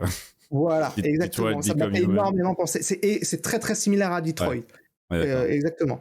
Et je trouve qu'en fait, ça reprend une thématique qui est extrêmement récurrente. Il y a énormément de séries qui sont sorties sur cette thématique-là. J'ai pris vraiment l'une des moins connues, qui est l'androïde qui est capable de ressentir des émotions. Alors ça, on en parlera après tout à l'heure, qu'on ira un peu plus dans l'analyse. Mais c'est un truc qui est super récurrent, cette question de l'homme qui crée une espèce, qui crée sa propre espèce à son image. Il y a tout un côté lié avec le divin. Après, la créature, est-ce qu'elle va se rebeller ou est-ce qu'elle va être meilleure que l'homme, etc. Et puis après, tout le côté effectivement technologique dont on parlera derrière et sociologique, médical, etc. Sur le fait de est-ce que réellement on aurait cette capacité à créer une intelligence artificielle qui serait capable de ressentir des émotions. Enfin bref, c'est une série d'action, une série de science-fiction qui est axée sur le boom-boom, mais que je trouve emblématique sur le fait dans les séries, dans le cinéma, de toujours vouloir partir dans et si les robots étaient capables de ressentir des émotions. Vraie question, je sais pas, Creeper, toi, c'est une série que t'as vue ou que t'aimerais voir avec après ce trailer épique qui fait beaucoup de points, non ? Non, je l'ai absolument pas vu. Mais ça te dirait de la voir parce que moi, franchement, en voyant le trailer, et juste avec le sujet dont on vient de parler, ça me donne envie au moins d'y jeter un œil, tu vois. Juste pour au moins voir un peu le truc, ça a l'air sympa. Ça a l'air quand même sympa. J'aime bien ce côté relation humain avec machine et des émotions. Il y a souvent un truc à faire avec ça. Enfin, quelque chose d'intéressant d'ailleurs dans Detroit, le jeu Detroit Become Human. Si jamais vous avez jamais joué à jeu, c'est génial, au passage. Franchement, c'est quelque chose qui marche super bien. Ça marche super bien cette relation de l'humain, tu sais, qui est en mode ouais, les robots, c'est pas des humains, c'est pas la même chose, je vais quand même pas le traiter comme un humain. Et 2 semaines après, mon pote, non, pas toi. Ça finit comme ça, toujours, ça finit toujours comme ça. Donc vraiment, c'est quelque chose que j'apprécie beaucoup. Franchement, ça donne envie. Et comme tu dis, c'est une thématique qui est pas, dont on va parler, je pense, un peu davantage après, parce que c'est quelque chose qu'on va vivre de notre vivant, je pense. Pour ceux qui vont pas avoir un accident de bus, qui vont pas avoir un problème dans quelques années, malencontreusement, voilà, un problème médical. Ceux qui seront encore vivants, vieux, de notre génération, je sais pas si vous vous rendez compte qu'on va le vivre, ça. C'est-à-dire, on va pas le vivre à son apogée, mais on va vraiment le vivre du truc de, mon Dieu, mais cette intelligence artificielle, elle réagit comme un humain réellement, et c'est pas une vieille start-up qui arnaque les gens avec un faux truc. Non, vraiment, il y aura une intelligence artificielle made in Google, qui va, ou je sais pas quelle entreprise, je crois qu'il y a une autre entreprise, il y a IBM qui a un supercalculateur, pourquoi pas l'utiliser pour faire ça. Bref, ça va arriver un jour, donc et on en reparlera un petit peu après.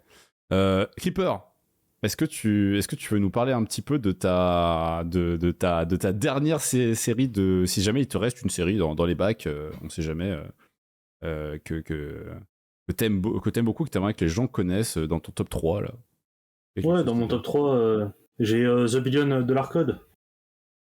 The Billion Dollar Code. Ah ouais, justement, tiens, c'est quoi vraiment, on va découvrir avec le trailer ce que c'est, parce que même moi, je l'ai pas vu. C'est une des seules dont on parle que j'ai pas vu avec celle dont on vient de parler là.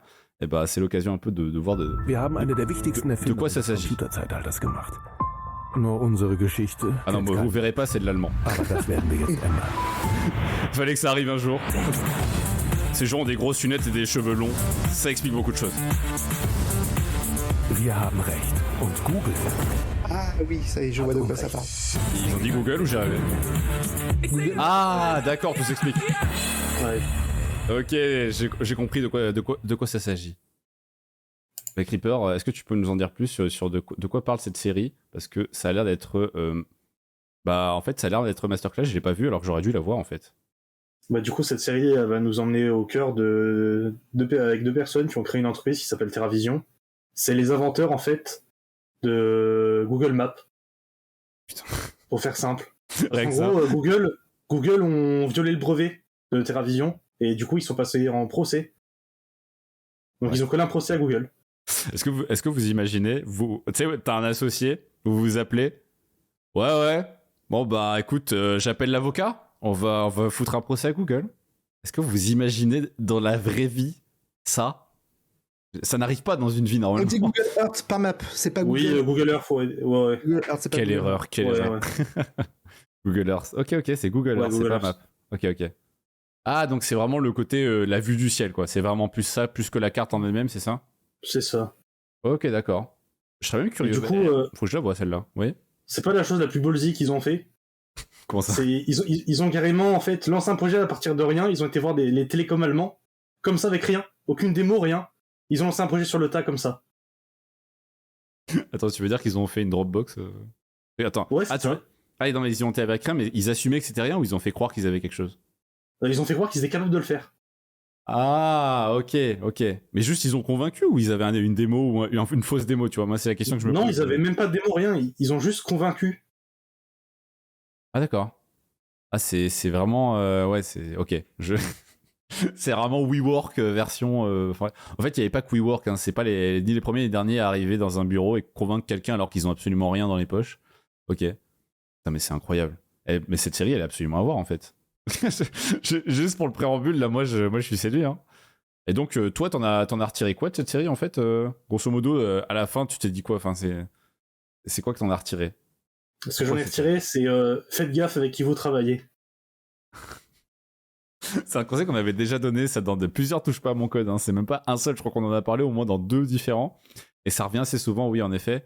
Avec qui vous travaillez, avec qui vous lancez un projet, c'est un sujet qui est déterminant, enfin à l'échelle d'une vie. Hein, je veux dire, ça change une vie de faire attention à ça. Et donc c'est une série qui le rappelle un petit peu, selon toi. Ouais, et le deuxième conseil, c'est ne soyez pas naïf. Et vraiment, il y a un semi-spoil, mais justement, ça me donne encore plus envie de la voir, la série, maintenant que tu me dis ça. Ok. Ouais, donc il y a un petit côté là-dessus. Conseil, c'est l'eau ça mouille aussi. Voilà. non mais c'est bien. Mais en vrai, c'est bien des séries qui te donnent. Bah, j'avais parlé de Silicon Valley tout à l'heure, ça reste là-dedans aussi. Hein. Alors que pourtant c'est une série humoristique, tu vois. Mais c'est ce côté où tu vois des relations de personnages, et si elles te marquent assez, elles te permettront même de prendre du recul sur tes propres situations dans le monde réel, vous voyez. Et ça, je trouve ça incroyable. Et je trouve qu'on sous-cote beaucoup trop les histoires pour ça. C'est-à-dire que ça peut être aussi en lisant un livre, hein, d'accord, c'est pas forcément les séries. Mais vu que les séries sont plus longues, elles ont le temps de plus vous raconter d'histoires, et elles ont le temps de mieux rentrer dans votre cerveau. Et c'est vrai que ça peut aussi servir des fois d'avoir des petites histoires comme ça avec une série qui te raconte l'histoire de gens à qui il est arrivé des merdes.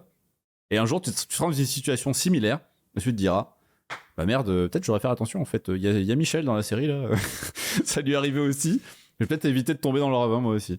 Et bah, perso, ça m'a vraiment servi. Donc c'est quoi, je vais la regarder cette série. Je crois que t'en avais parlé, il me semble, en live et que j'avais dit qu'il fallait que je la regarde. Bon, j'ai pas eu le temps de la regarder en une nuit, mais vraiment c'est une série qui a l'air vraiment sur masterclass. Donc je vais vraiment y jeter un œil. Ça me semble indispensable. Bon, en parlant de séries indispensables, même si je suis pas sûr que la mienne sera aussi indispensable après les masterclass que vous avez balancés, les gars, j'ai une série à vous partager. C'est une série qui parle d'informatique en partie, qui parle beaucoup de start-up comme d'habitude, parce que vous l'avez compris, je suis de la French Tech et de la Startup Nation. Voilà, je suis un peu le fils spirituel d'Emmanuel Macron, bien sûr. C'est faux. Mais par contre, cette série dont on va parler, je pense que vous devriez absolument la voir si jamais vous aimez l'aspect lancement de start-up et aussi l'aspect avoir des balls quand vous faites un projet. Cette série, elle s'appelle Startup en fait. I lose this money. I'm gonna owe some very dangerous people. Hey, that's hood money, dog. Miami, a collision of white. Encore de la drogue, hein, bien sûr. There's over $2 million here. I need you to move. Ouais, je vois la série. You got big dreams, huh, Big Ronnie? You making moves with Il y a Martin Freeman dedans. Non, mais cette série, elle est incroyable. Vraiment, c'est... Tout le monde n'aimera pas. Aussi con que ça. Attention, il y a une série coréenne qui a le même nom.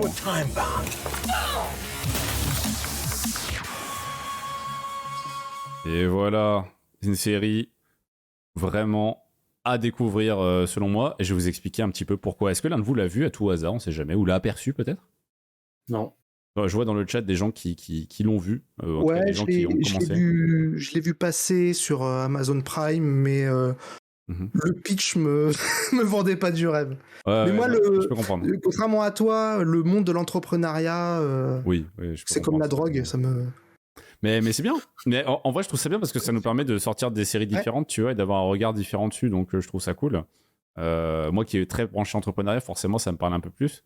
Mais même sans parler d'entrepreneuriat, cette série est super, je trouve super intéressante. Bon, même d'un point de vue sociologique, parce qu'on le voit très vite au trailer, mais ça couvre pas mal de champs, comment dire, c'est des gens de milieux très différents qui se retrouvent dans la création d'un projet startup / crypto. Avec une notion, bon, on peut le dire, hein, mais c'est un peu une crypto-monnaie hein, qui est à la base de cette histoire, la création d'une startup autour de ça. Et ça va partir, je vais pas vous spoiler, hein, mais ça va vraiment partir en couille. Il y a de la drogue, il y a des armes, il y a des gens qui meurent, on peut le dire. Bref, vraiment, ça part très très mal. Ça met du temps à partir, par contre, donc s'il y a des gens qui la commencent, bah, comme tu disais pour une autre série qui était Person of Interest tout à l'heure, Verdad, si vous la commencez, sachez qu'elle met un moment à décoller, donc vous attendez pas dès le début un truc qui part partout. Ça installe le plot, mais par contre, ça twiste bien après, ça part bien. Donc vraiment, testez sur... si vous voulez essayer cette série, s'il vous plaît, faites l'effort de regarder, je dirais au moins 4 épisodes avant de vous faire une idée, parce que les 2-3 premiers, ça met vraiment du temps à s'installer.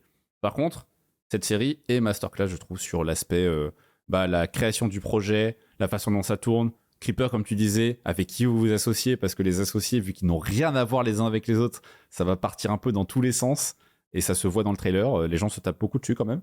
Bon, c'est pas forcément les gens qui créent la boîte, mais vous m'avez compris, en tout cas, ça part vraiment très très mal, et ça va continuer à partir très très mal très longtemps, et c'est pour ça que c'est très intéressant, parce que pourtant, ils arrivent à faire des choses, et je vous spoil pas, mais il y a beaucoup d'informatique aussi, beaucoup de notions qui sont abordées parfois, en tout cas, mais en tout cas l'informatique est assez prépondérante et surtout le monde, je dirais, du travailler dans l'informatique est bien mis en avant sur la création de boîtes et de startups, puisque il y a plusieurs moments dans la série où on axe beaucoup certains épisodes là-dessus, sur trouver des locaux, s'installer, machin, qui on embauche, la masse salariale, bref, il y a beaucoup d'aspects qui sont abordés dans cette série.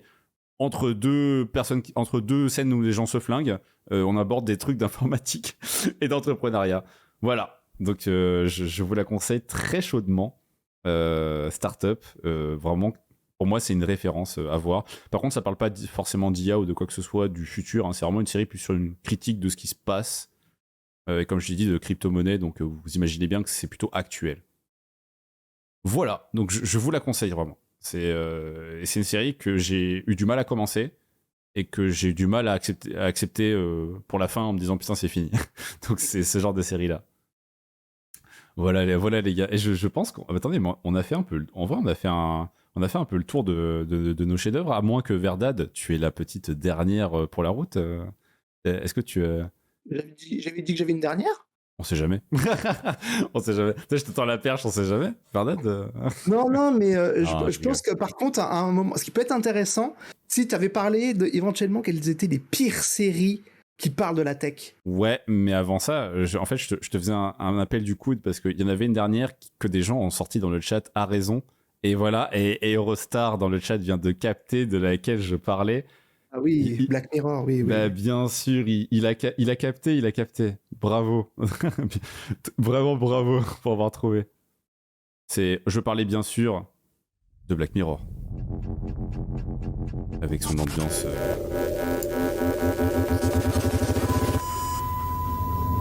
C'est exceptionnel, Black Mirror. C'est quelque chose qui sort du lot. Ouais. Black Mirror, c'est pas rien. Donc cette série qui a une vision dystopique en général dans pas mal d'épisodes du monde et de comment les choses vont évoluer techniquement.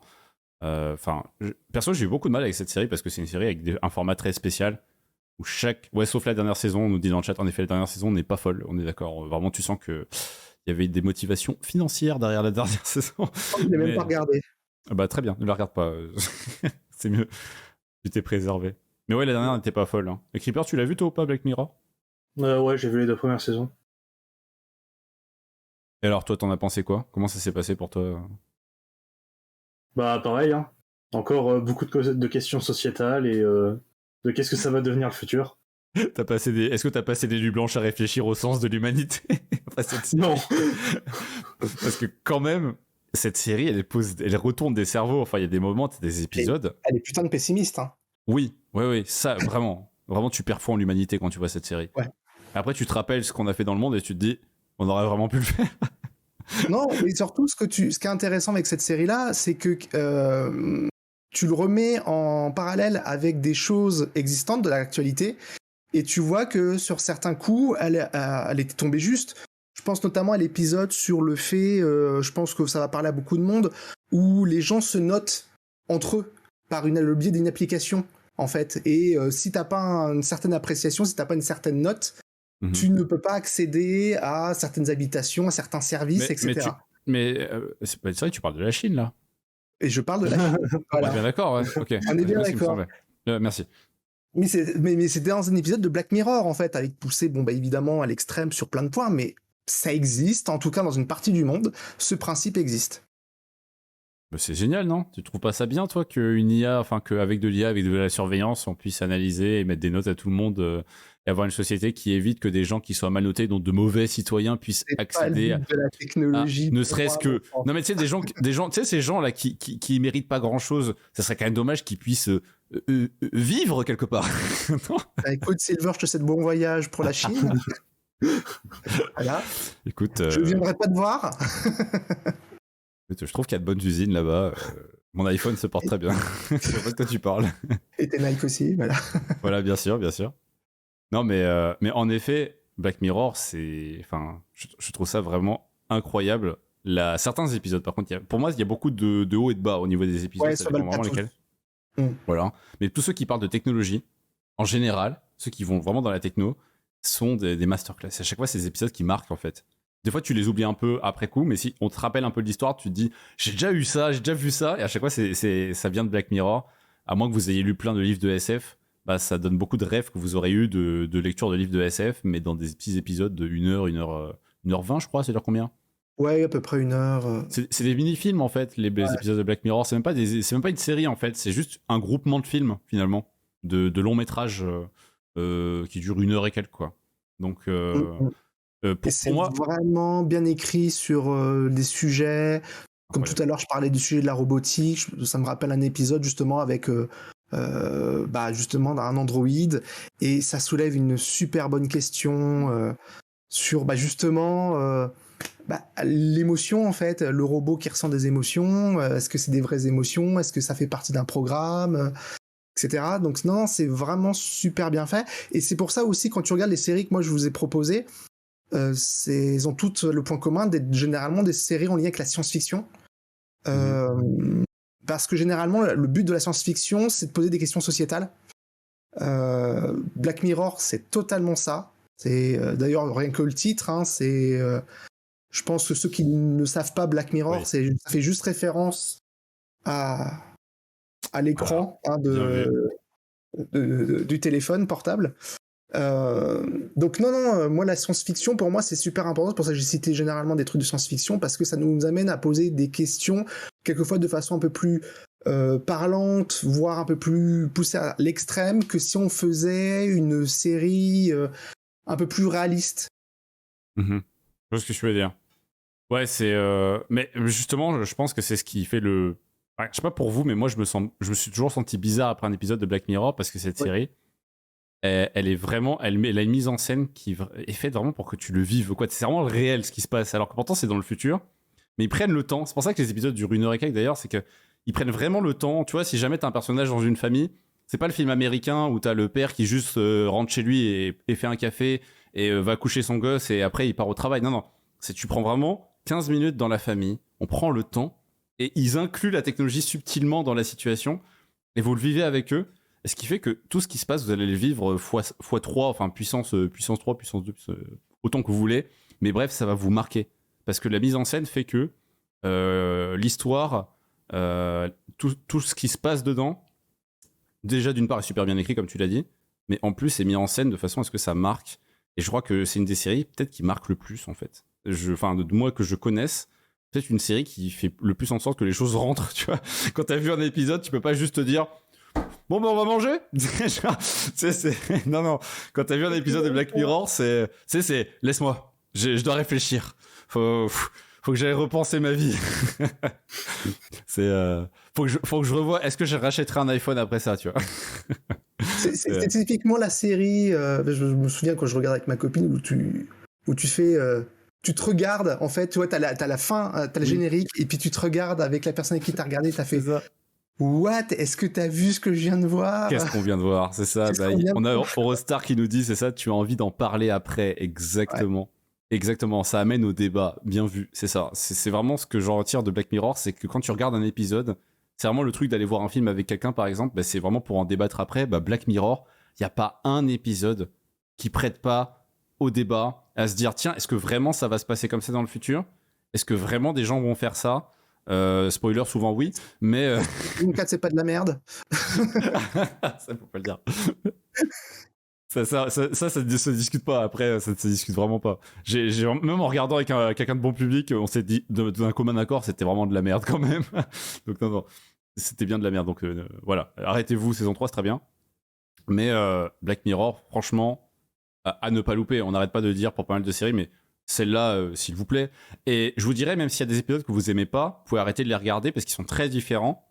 Mais enfin, vous n'êtes pas obligé de regarder tous les épisodes jusqu'au bout. Mais justement, ne vous arrêtez pas à un épisode de Black Mirror en vous disant « Oh, mais c'est ça, Black Mirror, c'est nul en fait !» Ouais, voilà, si vous aimez pas un épisode, en fait, dites-vous que chacun est complètement différent. Ce sont des histoires à part. C'est pas les mêmes acteurs, pas le même scénar. Pas le même réalisateur d'ailleurs, je crois même. Ouais, tout à fait. Et d'ailleurs, le premier épisode, il est quand même assez déconcertant. Oui. Parce que ça commence avec on demande au Premier ministre de baiser un cochon, quoi. Oui, sinon, il bute une princesse. Ça commence bien. C'est pas de SF, mais c'est des choses qui peuvent effectivement arriver parce que ça amène le côté technologique, spectacle, où on va critiquer effectivement l'action, mais est-ce que le moment où ça va arriver, où on va à la télévision, est-ce qu'on va pas regarder par pur... Voilà, c'est ça. Non mais tu regardes, tu te dis, il y a tes parents qui viennent manger chez toi, voilà, vous êtes en famille, et là vous le mettez une petite série. Et puis ouais, le Premier ministre qui doit baiser un cochon. On passe une bonne soirée quelque part. Black Mirror à regarder en famille. Passez un bon moment. Non, en vrai, moi j'ai pas aimé ce premier épisode. Je sais que c'est pour ça que j'ai bien précisé si vous aimez pas passer. C'est que Black Mirror, je sais que le premier épisode, quand je l'ai vu, je me suis dit ah c'est ça Black Mirror. J'ai arrêté en fait. Et c'est qu'après qu'on m'a expliqué, oui mais chaque épisode est totalement différent. Et après j'ai vu le deuxième et j'étais en mode ah oui d'accord, ça n'a rien à voir. C'est pour ça que je dis, faut pas se focaliser sur le premier épisode parce qu'il est très déstabilisant. Ouais. Et je pense qu'il peut en gêner certains. Bah moi il m'a gêné. Franchement, il m'a gêné et franchement les gens m'ont dit ouais c'est le futur machin, ça parle de dystopie et tout. Et moi je lance et je vois juste Premier ministre. Bon bah on va nous tuer princesse, toi baiser cochon. Non en fait je voulais passer une bonne soirée moi à la base, poser des questions. Bon. Voilà quoi. C'est ça, tu vois. Je me suis dit, écoute, j'ai pas de religion qui m'attendait de manger du cochon, mais quand même, j'en suis pas là, quoi. Donc non, je me suis dit que c'était trop. C'était un peu trop pour moi, tu vois. Donc j'ai arrêté. Après, je suis revenu avec l'épisode 2. Là, je me suis dit, ah ouais, là, il y a des vrais sujets qui sont posés sur la. Je crois que le deuxième, c'est sur de la vie privée plutôt. Je vais pas spoiler, hein, mais il me semble de mémoire, il me semble que le deuxième c'est sur de la vie privée. Attends, je regarde. Il me semble que c'est une personne. Je veux pas spoiler, c'est pour ça que vraiment je donne pas d'informations parce que je crois que ça spoil beaucoup si j'en dis trop sur le deuxième. Mais il me semble que c'est une histoire de chantage et que vous attendez pas au scénario. Il me semble que c'est ça. Et je me suis dit ah ouais là ça part subtilement loin et on parle de vie privée, de hacking. Il me semble bien, je crois bien, c'est ça. Vous pourrez me confirmer peut-être pour les connaisseurs. Ouais, je suis en train de regarder, mais en fait j'étais sur la saison 5, je me disais, j'ai pas vu cet épisode-là. Non, mais de toute façon, faites-moi confiance en tout cas. Dites-vous que les épisodes de Black Mirror n'ont rien à voir les uns avec les autres et que vraiment ce sont des masterclass. Et ils posent beaucoup la question de l'IA, de comment le monde va évoluer dans le futur. Et c'est là où ça fait peur, c'est que l'épisode où il parle de la vie des notes, des historiens qui sont notés, je sais pas, il me semble, peut-être de mémoire. Mais est-ce que c'est arrivé après que la Chine l'ait mis en place ou avant? Donc c'était avant. Je crois que c'était avant. Hein. Ouais. Et c'est ça qui fait peur. C'est que quand il y a cet épisode qui est sorti, on était tous en train de se dire putain, mais c'est quand même fou de faire ce système-là. Et à ce moment-là, il y a la Chine qui était encore en train d'analyser. Je crois qu'ils étaient encore en train de mettre en place tout leur système de caméra, justement. Mais c'était pas encore totalement au point. On avait encore des images, on disait mon Dieu, que font les Chinois? Et ils l'ont vraiment fait. Et on s'y attend. Enfin, je veux dire, on est. Bon, ils l'ont pas fait à 100%, d'accord. De la série, ça part vraiment très loin. Mais ils l'ont fait, en tout cas, sur une ville en test. Et effectivement, les opposants politiques, enfin les journalistes, il y avait en tout cas un journaliste qui était un peu critique sur la société. Note note très basse, note sociale très basse, qui l'empêche de prendre l'avion, de voyager convenablement. Il est considéré comme un citoyen de seconde zone, quoi. C'est quand même chaud. C'est méga chaud. Vive l'informatique quelque part, ça nous aide quand même à faire un monde meilleur. Ouais. Merci Black Mirror de nous le rappeler. Et c'est anglais en fait, c'est ça qui est rigolo, c'est moi qui à la base avait une vision très en disant bon les séries anglaises c'est un peu cheap. Ça a vachement augmenté en qualité ces 20 dernières années et il y a vraiment Black Mirror, donc série anglaise vraiment qualitative. Je n'y suis qu'après que c'était anglais en fait, purement anglais. Bah, c'est vrai que quand tu m'as parlé de la princesse et tout, je me suis rappelé à ce moment-là, tu vois, tout à l'heure. Qu'en effet, j'ai eu un doute, mais oui, en effet. D'ailleurs, les Anglais sont, leur cinéma incroyable, mais ça, c'est encore une autre question. mais d'ailleurs, justement, sans parler forcément de l'Angleterre, mais Black Mirror donc soulève quelque chose qu'on a vu un peu avec K2000 aussi, hein, quand même. Mais c'est la place de la robotique, de l'IA dans le monde de demain. On voit que de K2000 à Black Mirror, en passant par des séries policières, c'est un sujet qui revient non-stop, à chaque fois. Et le pire, c'est que, je sais plus, il y a eu une intox, d'ailleurs, que Defend Intelligence a pas mal défoncé sur Twitter. Je crois que c'était Brut qui avait fait un reportage sur ça y est, on a découvert, enfin des gens ont créé une intelligence artificielle qui a une conscience d'elle-même. Est-ce qu'elle aura des droits, je sais pas quoi. Bon, en fait, c'était une intox totale, hein, évidemment. Mais bon, on connaît la rigueur journalistique de Brut. Heureusement, leur rédaction était sur le coup. Non, en fait, ils ont pris un tollé sur Twitter, ils ont arrêté leur article. Ils ont coupé. Mais heureusement qu'il y a des gens qui se sont plaints. Mais voilà. Donc, c'est pour dire, en ce moment, c'est un sujet qui est dans le réellement chaud. C'est-à-dire que c'est un peu comme les deepfakes aussi, au passage. Un peu dans la panoplie, c'est des trucs. On se rend pas compte à quel point ça va changer notre. Enfin, on s'en rend pas compte, si on s'en rend compte, mais on n'en parle pas tant que ça, on va dire plutôt. À quel point ça va changer notre monde de l'informatique avec l'intelligence artificielle qui vraiment arrive et est très puissante, et à quel point aussi de pouvoir faire du deepfake. Et il me semble qu'il y a un épisode de. Comment il s'appelle ? De Black Mirror aussi, il me semble, où il y a une notion de deepfake, je sais plus lequel, il me semble qu'il y a quelque chose avec ça. Ouais, aussi. Je crois qu'il y a une histoire avec ça. Il me semble de mémoire. Mais en tout cas, pourquoi je parle du deepfake ? Parce que pour moi, les deux vont un peu de pair, c'est des choses où on se rend pas compte à quel point le monde va être différent à partir du moment où ça existe. À partir du moment où vous voyez une vidéo avec des gens et vous ne pouvez à aucun moment savoir si c'est vraiment ces gens. Je sais pas si aujourd'hui on s'en rend pas compte parce que ça n'existe pas, donc forcément un truc qui n'existe pas c'est compliqué à imaginer, mais imaginez un monde dans lequel où vous avez une personne qui fait une vidéo, vous voyez une personne en vidéo, à aucun moment vous pouvez vous dire c'est cette personne. Vraiment à tout moment ça n'est pas elle en fait. Bon, il y a eu le fake Tom Cruise qui est sorti il y a pas si longtemps, mais c'est quelque chose qui on le touche du doigt actuellement. Ça demande trop de temps. Et c'est encore perceptible, mais je veux dire, dans 10-15 ans, on l'a réellement, quoi. Le truc de dire, bon, vas-y, j'échange les visages, là. Voilà. Et vous le pouvez pas le voir. Application pour rigoler. Alors, c'est ça qui est rigolo, c'est parce que il y a le côté éthique, comme tu dis, où c'est dangereux. Enfin, le deepfake, moi, je trouve ça extrêmement dangereux parce que tu peux mettre la tête de n'importe qui. Donc, on va dire, tu vas mettre un homme politique qui dit les pires horreurs. Alors, je trouve ça extrêmement dangereux, en tout cas dans le domaine de la politique. T'as quelqu'un qui va avoir un projet pour faire des avancées sociales, pouf, tu fais une deepfake en montrant qu'il se montre ouvertement raciste, tu ruines sa réputation, et puis tu fais élire un populiste à sa place. Enfin voilà, tu peux faire des choses extrêmement dangereuses. Et en fait, nous à côté, t'as un côté où on te sort une application où tu peux faire des deepfakes pour rigoler. Voilà. Et ces informations que tu envoies, tu ne sais pas où elles vont. Est-ce que ça va pas nourrir un algorithme qui justement va aider à améliorer la technologie du deepfake ? Est-ce que nous-mêmes on participe pas par le biais de notre amusement à faire et là tu vois que ma caméra se trouble exprès pour éviter. On veut pas. Non mais c'est pour éviter les tueurs à gages, tout ça. T'as raison. On sait jamais. T'en dis trop ce soir. Mais ouais, c'est extrêmement flippant parce que du coup, limite, on est en train, en tout cas comme c'est branlé en ce moment. On est en train de donner les armes, on est en train de donner les menottes qui vont nous permettre de nous tenir à carreau, quoi. Ouais, bah oui, mais on s'amuse bien, non ? C'est le principal, finalement. C'est rigolo parce que ça fait une chouette vidéo sur Twitter et sur Instagram. Les épisodes de Black Mirror, en général, c'est souvent ça. Hein, mais de toute façon, vous inquiétez pas, au départ, ils s'amusaient, c'était pour leur petit confort, leur petit plaisir, tout va bien. Et à la fin, tu te rends compte que oui, le petit confort, ça a un prix en général. c'est un prix, ça peut partir très loin. Et bah pour moi, le deepfake en fait partie, l'IA en fait aussi partie, mais je commence par le deepfake parce que le deepfake c'est plus facile à projeter que l'IA qui peut être tellement loin que bon, c'est l'avantage du deepfake, c'est le deepfake, ça s'arrête au moment où tu mets la tête de quelqu'un d'autre, tu peux pas le voir, tu peux pas voir la différence, c'est imperceptible. Le deepfake c'est fait, tu vois. Le problème de l'IA, c'est que ça peut aller à l'infini.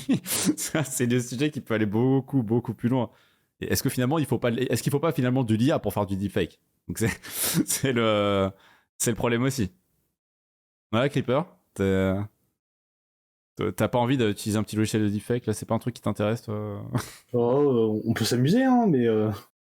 Bah, c'est ce qu'on fait, non? On s'amuse avec ça, mais en ce moment, on s'amuse pour l'instant.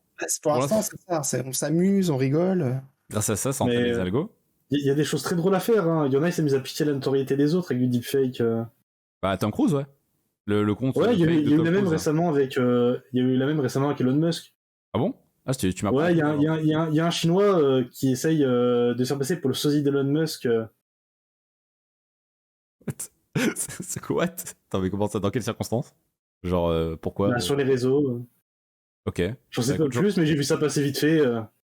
Alors, en tout cas, au moins, je pense que tu as des informations qu'on n'a pas forcément, mais on voit que si on est informé, on se rend compte que c'est quelque chose qui est vraiment en train de s'activer, entre guillemets. Ça prend du temps, mais donc attendez-vous dans le futur, on doit s'attendre à voir de meilleurs algos de deepfake. Je sais pas quel jour ce sera, où il y aura un drama, mais un vrai drama, hein, et à cause d'un deepfake. Je sais pas quand est-ce que ça sera. Il y a déjà eu plus ou moins des histoires comme ça. Ça sera pas forcément une attaque des robots sur les humains. Ouais. Mais je suis assez d'accord avec ça sur le fait que la révolution qu'on s'attend de la part d'une IA, ça sera pas quelque chose d'aussi brut comme on se l'imagine en fait. Je pense que la science-fiction, elle va peut-être pas assez loin, on ne prévoit pas comment la technologie va vraiment influencer nos vies. Je veux dire, il y a 20 ans, on n'aurait pas pu imaginer, je ne pense pas qu'il y a 20 ans, on avait imaginé une histoire qui aurait imaginé par exemple l'importance des réseaux sociaux. Non, même si Black Mirror se prononce pas mal par rapport à ça aussi.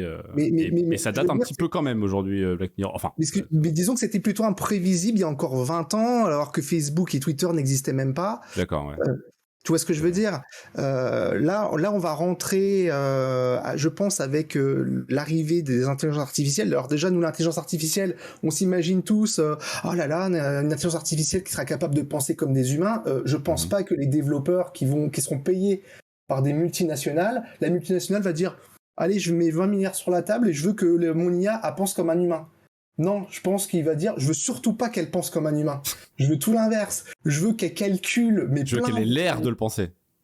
Ouais, mais je veux pas qu'elle pense comme un humain. Je veux pas qu'elle ait de soucis de moralité, des soucis moraux. Je veux pas qu'elle se pose de questions. Je veux pas qu'elle hésite. Ce qu'on cherche d'une IA, c'est que généralement, c'est qu'elle aille plus vite, qu'elle fasse plus de calculs qu'un humain est capable de faire.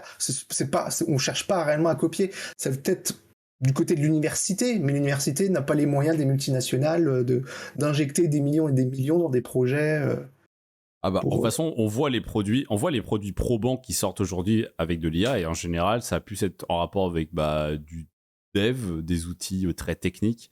On n'a pas, je veux dire, les IA que vous voyez pour vous accueillir dans des magasins ou je sais pas quoi au Japon, en général, c'est assez ridicule. C'est plus pour le spectacle. Enfin, c'est ça. Ça vend mieux peut-être.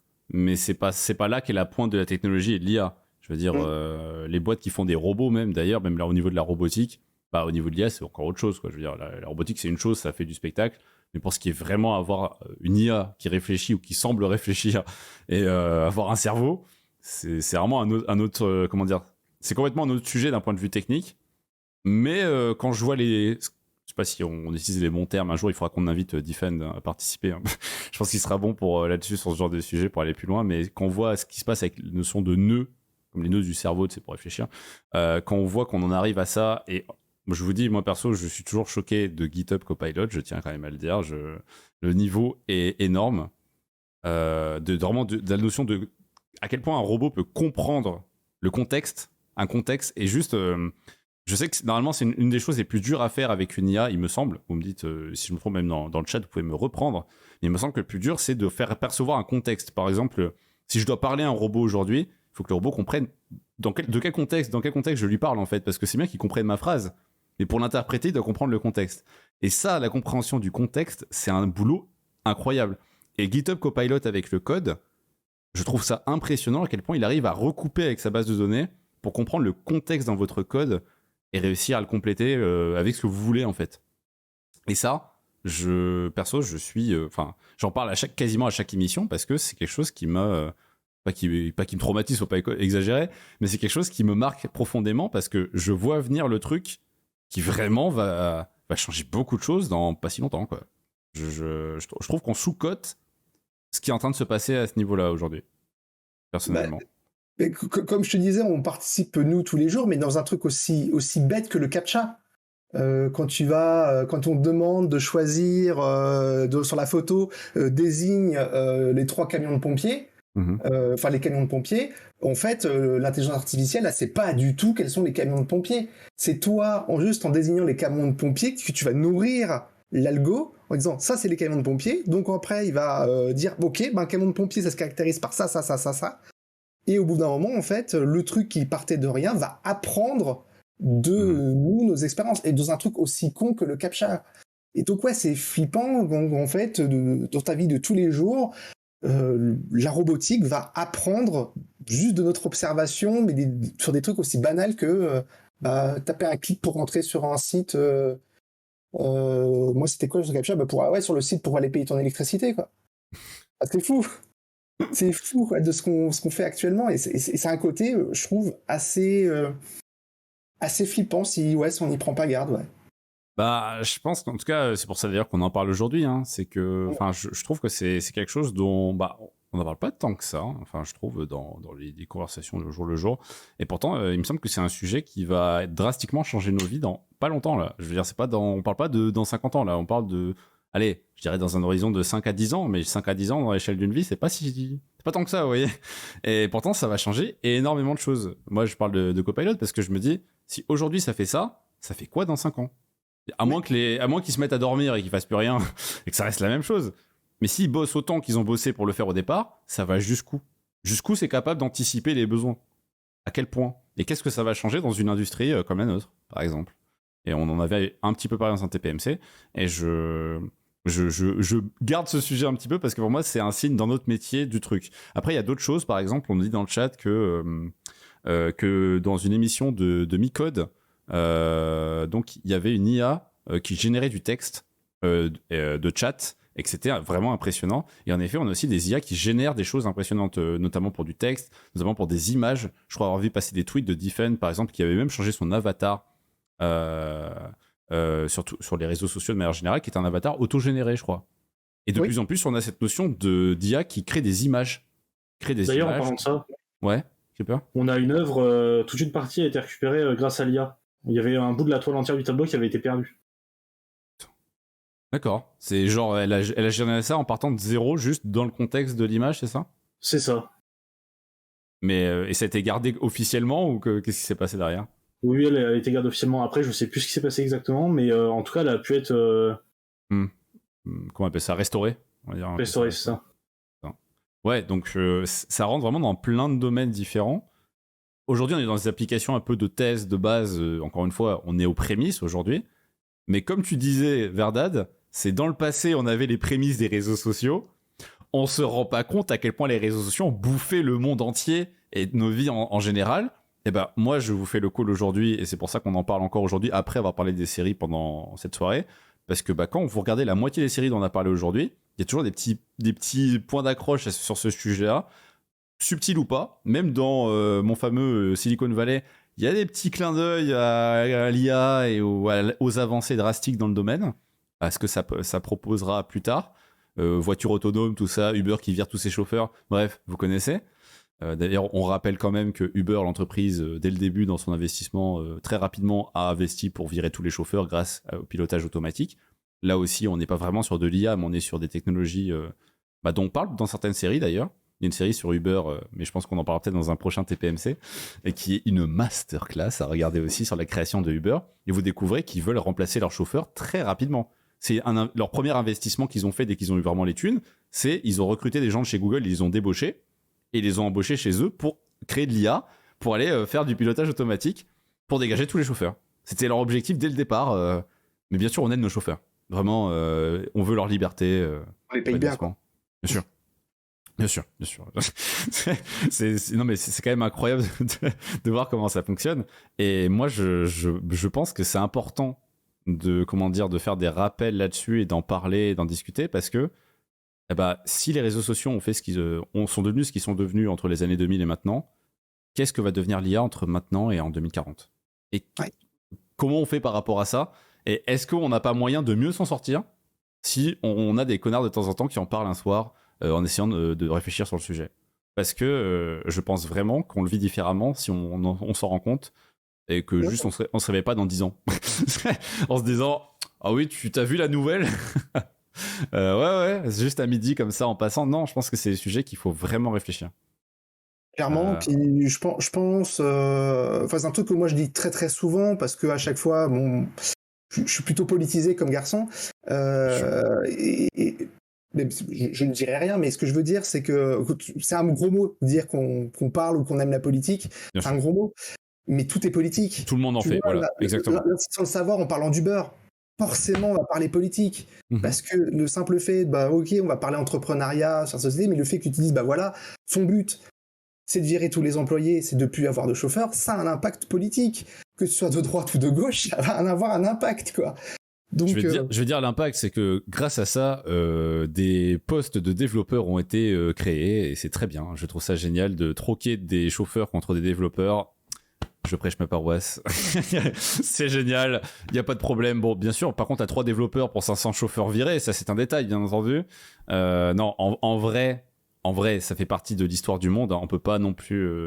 Tôt ou tard, ça va arriver. Ça, on peut être fataliste là-dessus. C'est très joli, Tom, ton jeu de mots. J'adhère à 2000%.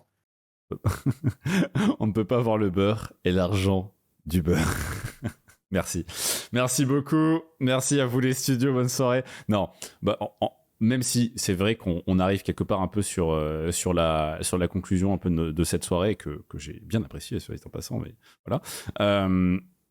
On se rend compte en tournant autour de l'IA, des entreprises, de comment elles fonctionnent, que en regardant les séries dont on vient de parler tout à l'heure, moi personnellement, tous les sujets dont on vient de parler là, c'est des sujets qui m'ont été beaucoup, où j'ai eu pas mal d'éléments dans les séries que j'ai regardées, ça dépend lesquelles évidemment, tu vois, mais c'est en les regardant, même des séries, encore une fois, qui étaient drôles comme Silicon Valley, qui prend ça en contre-pied pour se marrer. Dans les séries dont on vient de parler, Mister Robot, tout ça, t'as parlé de politique, justement, il y a beaucoup d'aspects politiques qui sont pas une question droite-gauche, machin, les élections présidentielles, on s'en fout, mais plus une question de comment vous voyez le monde, comment est-ce que ça vaut pas le coup de le changer parfois selon ce que vous voyez, ce que vous découvrez. Et encore une fois, à moins d'être une personne qui lit beaucoup, donc il n'y a pas besoin de voir des séries, je veux dire, forcément, mais à moins de lire beaucoup, ou en tout cas d'une manière ou d'une autre, de prendre du contenu par rapport à ça, je pense que dans mon cas, vu que je lis pas, regarder des séries, ça m'a permis de réfléchir à beaucoup de choses auxquelles j'aurais pas réfléchi. Et d'éveiller une éventuelle conscience politique. Oui, mais même lié à mon métier, tu vois, parce que j'ai parlé d'entrepreneuriat aussi, donc ça m'a permis d'apprendre des choses, de penser à des choses auxquelles j'aurais pas pensé, même de les transposer dans mon métier. Ça m'a motivé, ça m'a apporté beaucoup de choses, et c'est pour ça que je voulais absolument qu'on fasse cette émission, parce que les séries, oui, c'est un loisir qui est pas le plus reluisant. Heureusement, c'est devenu à la mode ces derniers temps, parce qu'il y a 20 ans, c'était quand même moins hypé, on va dire, il n'y avait pas Netflix, tout ça. Mais aujourd'hui, c'est un peu de respect, même si on voit encore ce soir que c'est pas encore non plus autant que ça pourrait l'être, je pense, ça peut encore aller plus loin, ne serait-ce qu'en partageant mieux les bonnes séries, comme on vient de le faire ce soir, parce que la preuve, il y a plein de séries qui sont des putains de chefs-d'œuvre qu'on a partagés ce soir. Il y en a que moi j'ai pas vu, il y en a que vous aviez pas vu, et pourtant vous gagneriez à au moins les essayer. Je pense que les séries peuvent nous apporter beaucoup de choses, si tant est que quand on les regarde, on allume notre cerveau, on prenne du recul, on essaye d'en tirer quelque chose. Mais elles ont quelque chose à en tirer quasi systématiquement, et même celles qui en ont le moins l'air, c'est même souvent celles-là qui prêtent le plus à réfléchir. Amen, mon frère. Verdad, Creeper, merci beaucoup les gars d'être venus. Merci à toi. Merci pour votre participation ce soir. En tout cas, j'espère que vous avez passé une très bonne soirée en notre compagnie. Je vais vous souhaiter une très bonne soirée, une très bonne journée pour ceux qui nous regardent en rediffusion. Faites pas trop de bêtises et regardez des séries surtout. Regardez les séries qu'on vous a conseillées, vous les retrouverez en bas dans la description. Au moins leur nom. Pas de lien de téléchargement parce que nous sommes des gens respectables. Bien sûr. Allez, bonne soirée tout le monde. La bise. Oh.